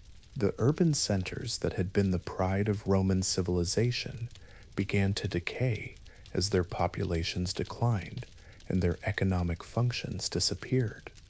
Cities that had once boasted hundreds of thousands of inhabitants shrank to fortified compounds, housing a few thousand survivors. Public buildings fell into ruin as municipal governments lacked funds for maintenance. Aqueducts broke and were not repaired, forcing residents to rely on polluted local water sources. Theaters and baths closed as the populations that used them disappeared or could no longer afford admission. The road networks that had connected the empire began to deteriorate as the engineering skills and financial resources needed for maintenance were no longer available. Bridges collapsed and were replaced by dangerous fords. Stone pavements cracked and were not repaired, making travel slower and more expensive. The postal system that had carried imperial correspondence across thousands of miles ceased to function reliably. Trade routes that had operated for centuries became impassable due to barbarian raids, banditry, and simple neglect. The educational institutions that had trained Roman administrators and preserved Roman culture gradually disappeared as their funding was diverted to military expenses. Schools closed, libraries were abandoned, and the literary traditions that had sustained Roman intellectual life for centuries began to fade. Literacy rates declined sharply as formal education became unavailable to all but the wealthiest families. The technical knowledge needed to maintain Roman engineering projects was lost as the craftsmen who possessed it died without passing on their skills. The legal system that had been Rome's greatest institutional achievement became increasingly irrelevant as local strongmen imposed their own rules regardless of Roman law. Courts ceased to function in many regions as judges fled or were killed. The complex jurisprudence that Roman lawyers had developed over centuries was simplified into crude codes that local administrators could understand and enforce. The concept of universal law giving way to personal loyalty and tribal custom, fragmenting the legal unity that had held diverse populations together under Roman rule. The monetary system that had facilitated trade throughout the empire collapsed as imperial authority became too weak to guarantee the value of currency. Regional rulers began minting their own coins, creating confusion and uncertainty in commercial transactions.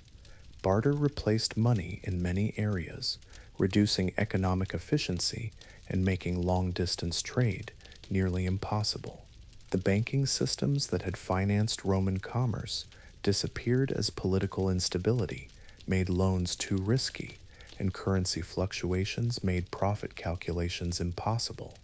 The military engineering that had been crucial to Roman expansion was lost as the army became increasingly composed of barbarian warriors who fought according to their own traditions rather than Roman tactical principles. The sophisticated siege techniques that had enabled Roman conquest of fortified cities were forgotten as armies focused on mobile warfare and raids rather than systematic conquest. The fortification science that had protected Roman frontiers deteriorated as garrison troops were withdrawn to fight in civil wars or defend more critical positions. The medical knowledge that Roman physicians had accumulated through centuries of practice began to disappear as the schools that trained doctors closed, and the libraries that preserved medical texts were destroyed or abandoned. The sophisticated surgical techniques that Roman army doctors had developed were lost as military medical services collapsed. The pharmaceutical knowledge that had enabled Roman physicians to treat a wide range of ailments faded as the trade networks that supplied exotic medicines were disrupted by warfare and economic collapse. The agricultural techniques that had enabled Roman farmers to feed large populations efficiently were abandoned as rural areas depopulated, and farming became focused on subsistence rather than surplus production. The crop rotation methods that had maintained soil fertility were forgotten as farmers focused on immediate survival rather than long-term productivity. The irrigation systems that had extended agriculture into marginal lands fell into disrepair as the engineering knowledge needed to maintain them was lost. And Felipexi from the doctors would bury Bikin Kov. The maritime technology that had enabled Roman control of the Mediterranean was abandoned as naval expenses became impossible to justify, and the shipbuilding skills needed to maintain fleets disappeared. Roman warships rotted in their harbors as the crews needed to operate them were reassigned to land forces. The lighthouse system that had guided Roman merchant ships was abandoned as the revenues needed to maintain it were diverted to military expenses. Piracy became endemic as Roman naval patrols disappeared, making seaborne trade increasingly dangerous and expensive. By the 5th century, the transformation was largely complete. The empire that remained bore little resemblance to the Roman state that had conquered the Mediterranean. The emperor in Rome controlled only Italy, and even that control was tenuous and dependent on barbarian military support. The emperor in Constantinople ruled a Greek-speaking state that called itself Roman but had abandoned most Roman traditions in favor of Christian and Eastern customs. The provinces had become independent kingdoms ruled by barbarian chiefs who maintained only nominal allegiance to imperial authority. The population that lived through this transformation experienced it not as a dramatic collapse, but as a gradual decline in living standards and institutional reliability. Services that their parents had taken for granted, like postal delivery, road maintenance, and police protection, simply became unavailable. Trade goods that had once been common, like silk, spices, and quality metalwork, disappeared from local markets. The security that had allowed people to travel safely, invest in long-term projects, and plan for the future evaporated as warfare and banditry became constant threats. The cultural changes were equally profound, but less immediately visible. Latin remained the language of educated discourse, but most people spoke regional dialects that were developing into the Romance languages. Roman law continued to influence legal thinking, but local customs and Germanic traditions increasingly shaped actual legal practice. Roman architectural styles persisted in new construction, but the engineering skills needed to build on a Roman scale were no longer available. Christian theology provided intellectual continuity with the Roman past, but Christian values often contradicted Roman behavioral norms. The psychological impact of this transformation may have been the most devastating aspect of Roman decline. People who had grown up believing that Roman civilization represented the pinnacle of human achievement found themselves living in a world where Roman institutions no longer functioned and Roman values no longer provided practical guidance. The confidence that had enabled Romans to conquer and govern an empire gave way to a fatalistic acceptance of decay and disorder. Instead of believing they could solve problems through human effort and rational planning, people increasingly looked to divine intervention and supernatural explanations, and people Harry Tway, contend who had crowed and viven Teverchin and supernatural explanations. The military campaigns of this period reveal the extent to which Roman capabilities had deteriorated. The Gothic wars of the 6th century required enormous effort and resources to reconquer territories that earlier Roman armies would have secured with relative ease. The Persian wars that once ended in decisive Roman victories became grinding stalemates that drained imperial resources without achieving strategic objectives. In Gore, the barbarian raids that once would have been repelled by local forces now required major military expeditions that often failed to provide permanent solutions. And the diplomatic relationships that had once given Rome leverage over barbarian tribes were reversed as Roman emperors found themselves paying tribute to barbarian kings for temporary peace. The proud tradition of Roman military superiority gave way to desperate negotiations, where Roman representatives begged for mercy from warriors whose ancestors had trembled at the approach of Roman legions. The psychological transformation was as complete as the military one, as Romans learned to see themselves as victims rather than masters of their destiny. And then the economic relationships that had sustained Roman prosperity were similarly reversed. Instead of extracting tribute from conquered territories, Roman emperors paid subsidies to barbarian kingdoms to prevent raids on Roman territory. Instead of Roman merchants dominating Mediterranean trade, Byzantine and Islamic traders controlled the most profitable routes. Instead of Roman manufacturers supplying markets throughout the known world, Roman cities imported basic necessities from regions that had once been Roman provinces. The intellectual life of the late empire reflected this broader pattern of decline and adaptation. Roman writers increasingly focused on preserving ancient texts rather than creating new works. Roman philosophers commented on classical authors rather than developing original systems of thought. Roman historians chronicled the decay of institutions they could no longer effectively analyze or reform. The creative energy that had once made Roman culture dynamic and expansive turned inward, becoming defensive and nostalgic.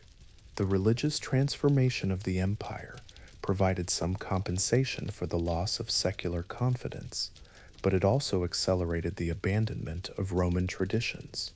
Christian monasteries preserved classical texts and maintained educational institutions, but they also promoted values that were fundamentally incompatible with the martial virtues that had built the empire. The Christian emphasis on poverty, humility, and other worldly concerns undermined the civic engagement and material ambition that had sustained Roman expansion. The architectural legacy of this period reveals the extent to which Roman capabilities had been lost. The great building projects of the late empire, like Hagia Sophia in Constantinople, represented magnificent achievements in their own right, but they required techniques and materials that were fundamentally different from classical Roman methods. In Eve, the engineering knowledge needed to build Roman-style aqueducts, roads, and amphitheaters had been lost, forcing architects to develop new approaches that were often less efficient and durable than their classical predecessors. And the legal developments of the late empire similarly reflected both continuity and decline. The codification projects of Theodosius and Justinian preserved Roman legal principles for future generations, but they also simplified complex jurisprudence into forms that less educated judges and administrators could understand and apply. The sophisticated legal reasoning that had been the glory of classical Roman jurisprudence gave way to more rigid and formulaic approaches that were easier to administer but less capable of adapting to new circumstances. As you stand on these walls watching Germanic warriors patrol streets once filled with Roman citizens, you witness not just the end of an empire, but the end of a way of understanding human possibilities. The Romans had believed that rational planning, systematic organization, and disciplined effort could solve any problem and overcome any obstacle. They had built an empire on the assumption that human beings could transcend the limitations of tribe, region, and tradition to create universal institutions based on law and reason. The failure of that vision represents more than a political or military defeat. Pure, it represents a collapse of confidence in the capacity of human civilization to progress beyond its primitive origins. The barbarian kingdoms that replaced Roman rule were not necessarily worse than the Roman state, but they represented a return to smaller, more personal, and more limited forms of political organization. The universal empire gave way to particular kingdoms, rational law to personal loyalty, and systematic administration to charismatic leadership. The irony is that Roman decline was caused not by the failure of Roman ideals, but by their success. Roman expansion had grown beyond the capacity of Roman institutions to manage effectively. Roman wealth had corrupted the Roman elite beyond their ability to govern responsibly. Roman military success had created enemies too numerous and too well trained for Roman armies to defeat. Roman cultural confidence had led to overextension that exhausted Roman resources and Roman patience. The barbarians who inherited Roman territories were not primitives, destroying a superior civilization, but students who had learned Roman lessons too well for Roman teachers to control. Germanic kings governed according to principles they had learned from Roman administrators. Gothic warriors fought with tactics they had learned from Roman officers. Frankish merchants conducted business using methods they had learned from Roman traders. The Roman Empire didn't fall to barbarian invasion so much as it dissolved into barbarian succession states that preserved Roman forms while abandoning Roman content. The population that lived through this transformation adapted as human populations always adapt, by lowering their expectations and accepting new realities. People who had grown up expecting Roman roads, Roman law, and Roman security learned to live without them. Communities that had depended on Roman institutions developed local alternatives. Individuals who had planned careers in Roman service found new opportunities in barbarian kingdoms or Christian churches. Life continued, but it continued at a lower level of complexity, security, and ambition. The cultural memory of Roman greatness persisted long after Roman reality had disappeared, creating a nostalgia that would influence European development for centuries. Medieval kings claimed to be restoring the Roman Empire while establishing kingdoms that bore little resemblance to Roman institutions.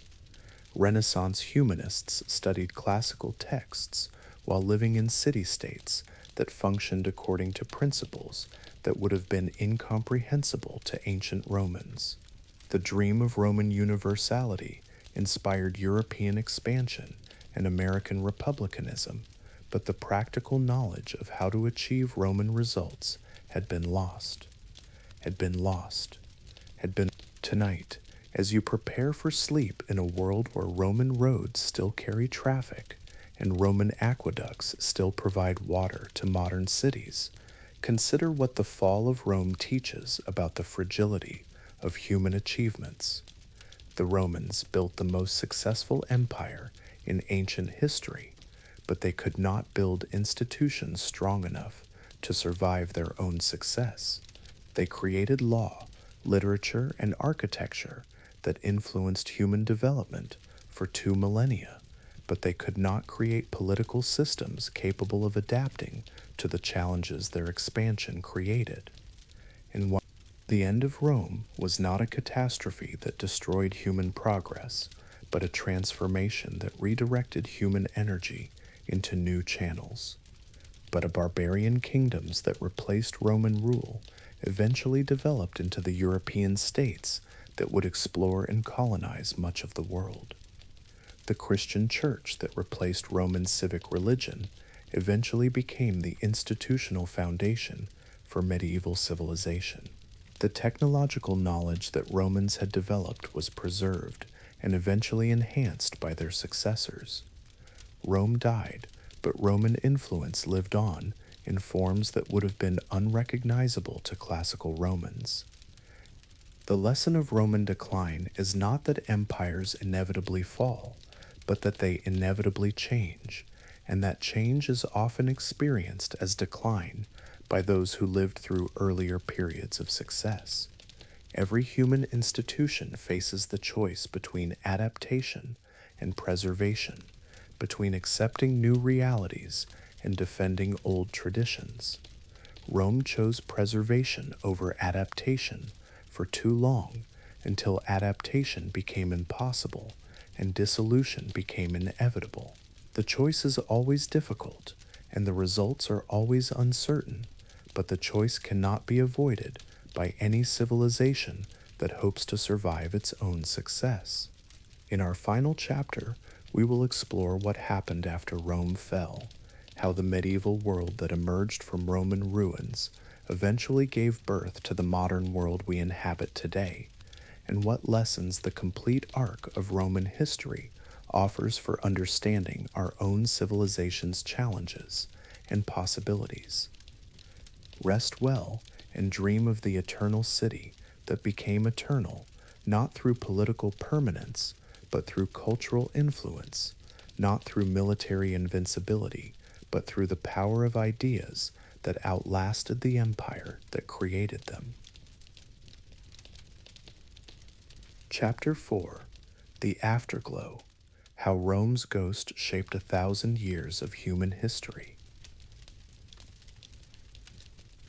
Picture yourself standing in the ruins of the Roman Forum on a misty morning in 800 CE, as Pope Leo III places a golden crown upon the head of a Frankish king named Charlemagne, proclaiming him Emperor of the Romans. The marble columns around you are cracked and stained. Weeds grow between the ancient stones, and the bronze statues have long since been melted down for weapons. Yet in this ceremony, performed among ruins by people who speak Germanic dialects and follow a Middle Eastern religion, the ghost of Rome is being summoned back to life in a form its original builders never could have imagined. The fall of Rome was not an ending, but a transformation, not a death, but a metamorphosis that scattered Roman DNA throughout the emerging medieval world. The barbarian kingdoms that inherited Roman territories carried within them the institutional memory, legal traditions, and cultural aspirations of the empire they had dismantled.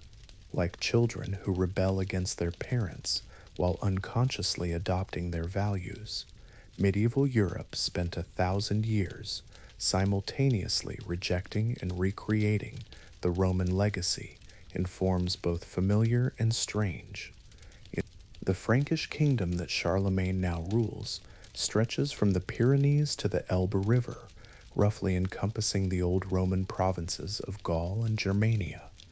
But this new empire operates according to principles that would have been incomprehensible to Caesar or Augustus. Instead of professional legions, Charlemagne commands feudal levies of armored cavalry who fight for personal honor rather than state policy. Instead of Roman law, his subjects live under a patchwork of tribal customs, local traditions, and Christian moral teachings. Instead of Roman citizenship, identity is determined by kinship, feudal obligation, and religious confession. Yet beneath these medieval innovations, Roman structures persist in forms so fundamental that contemporaries barely recognize their origins. The Latin language that Charlemagne's scribes used to record his decrees descends directly from the administrative Latin of imperial bureaucrats. The roads that carry his armies across Europe were built by Roman engineers centuries ago. The cities that serve as centers of his administration occupy sites chosen by Roman urban planners according to Roman strategic principles. The very idea that a single ruler can legitimately govern diverse populations across vast territories derives from Roman precedent rather than barbarian tradition. The Christian church that legitimizes Charlemagne's authority represents perhaps the most successful Roman institution, having survived the empire's political collapse by adapting Roman organizational methods to spiritual purposes. The papal hierarchy mirrors the structure of Roman imperial administration, with bishops governing territories called dioceses that often correspond to Roman provincial boundaries.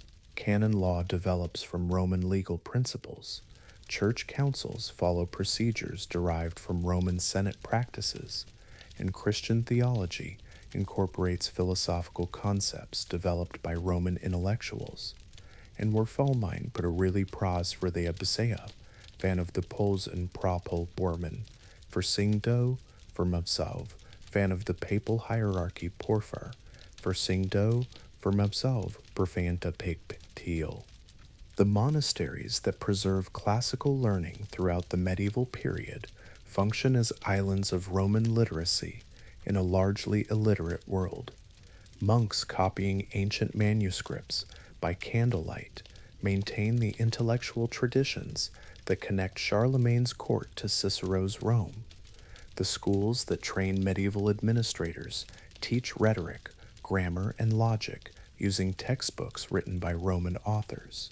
The libraries that house this knowledge organize their collections according to systems developed by Roman librarians for Roman readers.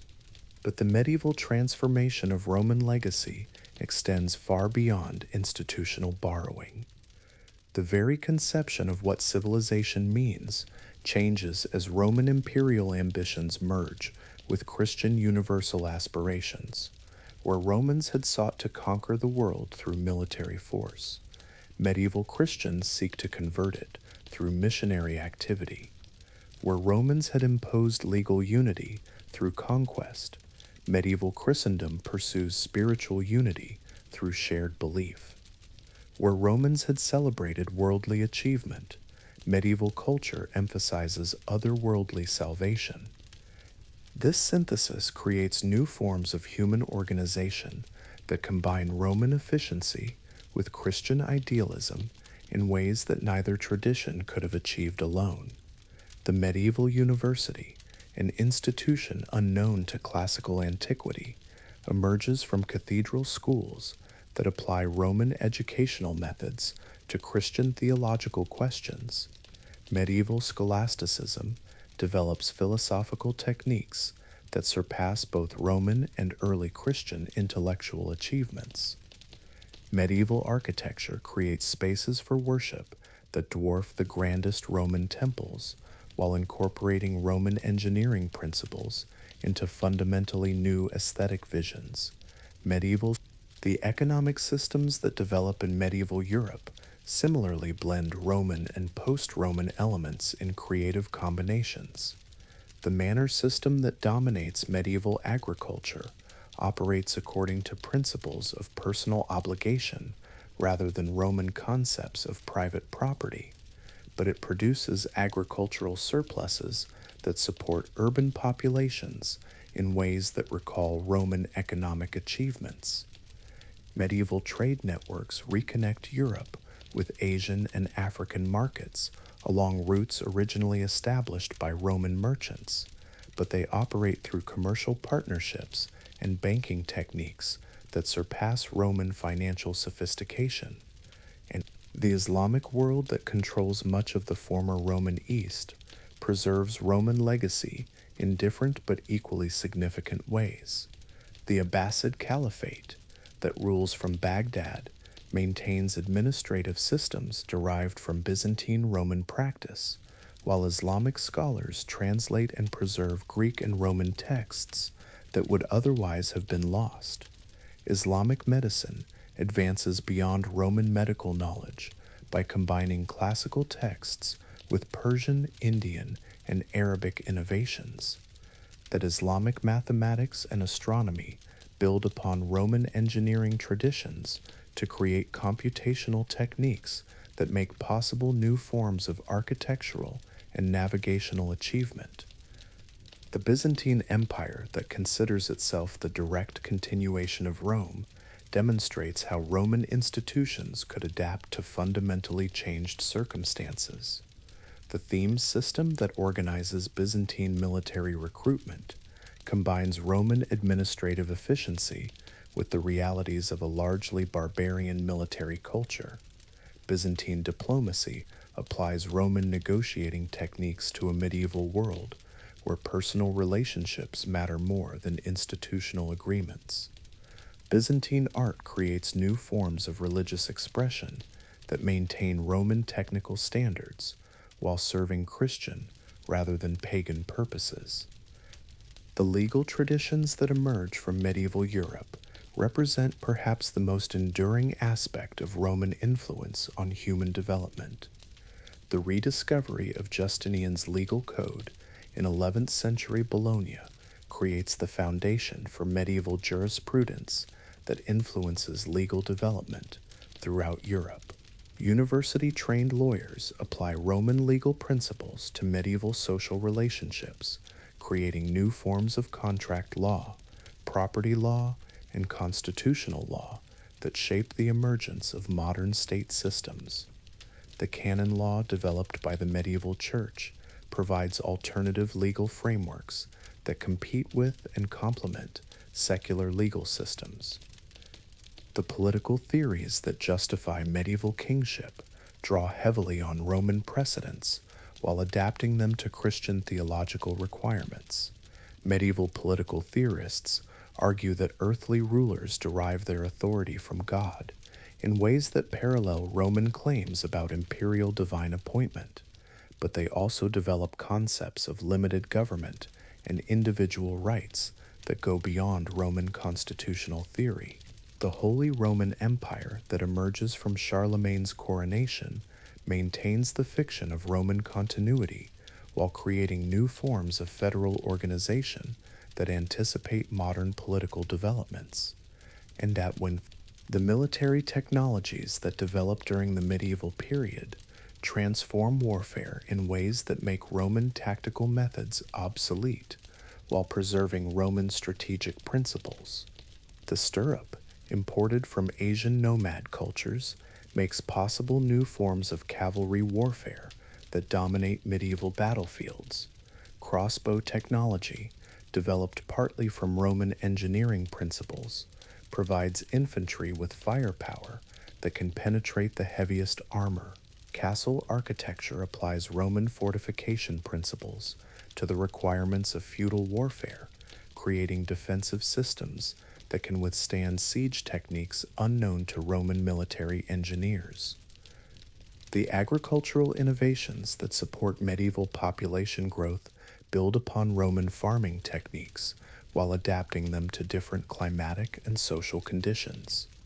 The heavy plow, developed in northern European forests, makes possible the cultivation of soils too heavy for Roman agricultural tools. Three-field crop rotation systems increase agricultural productivity beyond what Roman farmers achieved, while maintaining soil fertility over longer periods. The horse collar, another technological import from Asia, provides draft power that exceeds what Roman ox-drawn plows could generate. The maritime technologies that reconnect medieval Europe with global trade networks combine Roman shipbuilding knowledge with innovations developed by Arab, Norse, and other seafaring cultures. The magnetic compass, imported from China, makes possible oceanic navigation that exceeds Roman geographic knowledge. Improved sail designs and hull construction techniques enable merchant vessels to carry larger cargoes over greater distances than Roman ships could manage. The development of maritime law creates legal frameworks for international trade that build upon Roman commercial law while addressing new circumstances. The intellectual achievements of the medieval period demonstrate how Roman educational traditions could produce new forms of knowledge when combined with fresh cultural influences. Medieval translators working in Spain and Sicily make available to Latin readers Greek and Arabic texts that had been lost to Western Europe during the barbarian invasions. Medieval universities develop new forms of scholarly organization that combine Roman educational methods with Islamic and Jewish intellectual traditions. Medieval philosophers create synthetic systems of thought that integrate classical philosophy with Christian theology in ways that neither tradition could have achieved independently. The artistic developments of the medieval period similarly demonstrate creative synthesis between Roman technical traditions and new cultural inspirations. Medieval manuscript illumination applies Roman painting techniques to Christian subject matter, creating visual narratives that surpass classical achievements in complexity and emotional power. Medieval sculpture combines Roman technical skill with Germanic decorative traditions and Christian symbolic requirements, producing works that maintain classical standards while expressing fundamentally different cultural values. Medieval music develops polyphonic techniques unknown to classical antiquity while preserving Roman theoretical frameworks for understanding harmonic relationships. The urban development that characterizes the later medieval period recreates Roman achievement in city building while adapting it to changed economic and social circumstances. Medieval cities grow around cathedral and market centers rather than Roman administrative and military focuses, but they apply Roman urban planning principles to create livable communities that support complex economic and social activities. Medieval municipal governments adapt Roman administrative techniques to the requirements of merchant-dominated urban societies, creating new forms of civic organization that anticipate modern democratic developments. And the long-distance trade networks that developed during the medieval period surpass Roman commercial achievements while building upon Roman transportation infrastructure and commercial law. The Hanseatic League creates commercial partnerships that span Northern Europe using organizational techniques derived from Roman trading associations. Italian merchant republics develop banking and credit systems that make possible commercial transactions across greater distances and involving larger sums than Roman merchants could manage. The Silk Road trade that connects Europe with Asia operates partly through territories and along routes originally developed during the Roman period. The demographic recovery that characterizes medieval Europe after 1000 CE demonstrates the long-term success of the synthesis between Roman and post-Roman cultural elements. Medieval agricultural techniques support population densities that approach and sometimes exceed Roman levels while maintaining higher living standards for ordinary people. Medieval urban populations achieve levels of literacy, technical skill, and cultural sophistication that compare favorably with Roman urban achievement while being more broadly distributed throughout society. Medieval life expectancy, though still low by modern standards, shows steady improvement over early medieval levels and approaches Roman demographic achievements. The religious developments of the medieval period create new forms of spiritual expression that combine Roman organizational efficiency with Christian theological innovation. Medieval monasticism develops work disciplines and educational techniques that surpass both Roman and early Christian achievement in creating sustainable communities dedicated to intellectual and spiritual development. Medieval cathedral building applies Roman engineering principles to create architectural spaces that exceed classical temples in size, complexity, and aesthetic achievement, while serving fundamentally different cultural purposes. Medieval theology creates philosophical systems that integrate classical learning with Christian revelation in ways that influence intellectual development for centuries. The technological innovations that emerged during the medieval period demonstrate how Roman technical traditions could be developed in new directions when combined with influences from other cultures. Medieval mechanics develops principles of mechanical advantage that build upon Roman engineering while creating new applications in agriculture, manufacturing, and transportation. Medieval metallurgy advances beyond Roman achievement through the adoption of new furnace designs and alloy techniques that make possible improved tools, weapons, and architectural hardware. Medieval agriculture develops new forms of crop rotation, animal husbandry, and land management that increase productivity beyond Roman levels while maintaining ecological sustainability. Medieval agriculture develops new forms of crop rotation, animal husbandry, and land management that increase productivity beyond Roman levels while maintaining ecological sustainability. The exploration activities that begin during the medieval period and culminate in the Age of Discovery represent the ultimate extension of Roman geographic ambitions through means that Romans never possessed. Medieval navigators using Roman geographic knowledge combined with new maritime technologies reached territories unknown to Roman geographers. Medieval cartographers create maps that surpass Roman geographic achievement while building upon Roman surveying and mathematical techniques. Medieval merchants established trading relationships with distant cultures using commercial techniques developed from Roman precedents, but adapted to new economic circumstances. As you stand among these ancient ruins on this historic morning, watching medieval ceremonies performed in a dead empire's capital, you witness something remarkable about human cultural development. Civilizations do not simply rise and fall in isolation, they transform into new forms that preserve essential elements while adapting to changed circumstances. The Roman Empire died as a political entity, but Roman civilization lived on as a cultural influence that shaped everything that followed. Medieval Europe was not a barbarous interlude between classical antiquity and modern achievement, but a creative period that synthesized the best elements of multiple traditions to create new forms of human organization that surpassed their individual components. And the Holy Roman Empire that Charlemagne's coronation inaugurates will last for another 1,000 years, not as a restoration of Roman power, but as a new form of political organization that preserves Roman aspirations while adapting them to medieval realities. Euenduroferdes that emerge from medieval cathedral schools will become the institutional foundation for modern scientific and scholarly development.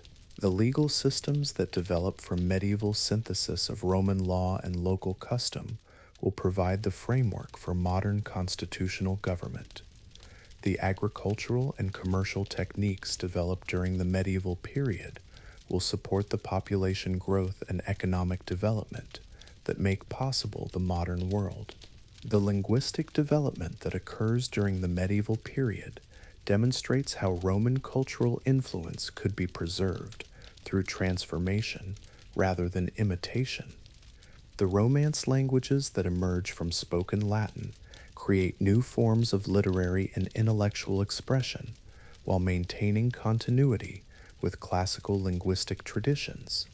Medieval Latin becomes the international language of scholarship, law, and diplomacy, preserving Roman linguistic unity while adapting to medieval cultural requirements. The vernacular literatures that develop during the later medieval period create new forms of artistic expression that build upon classical models while addressing medieval social and spiritual concerns. The philosophical developments of the medieval period similarly demonstrate creative synthesis between Roman intellectual traditions and new cultural influences. Medieval scholasticism creates systematic approaches to knowledge that combine classical logical techniques with Christian theological concerns and Islamic philosophical methods. Medieval political theory develops concepts of government that build upon Roman constitutional thought while incorporating Christian moral teachings and Germanic legal traditions.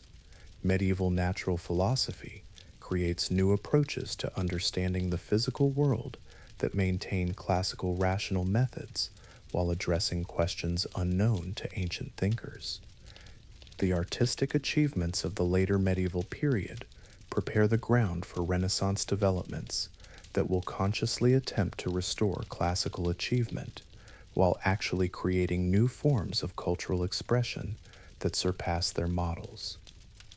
Medieval painting develops techniques of perspective and naturalistic representation that exceed classical achievement while serving Christian rather than pagan artistic purposes.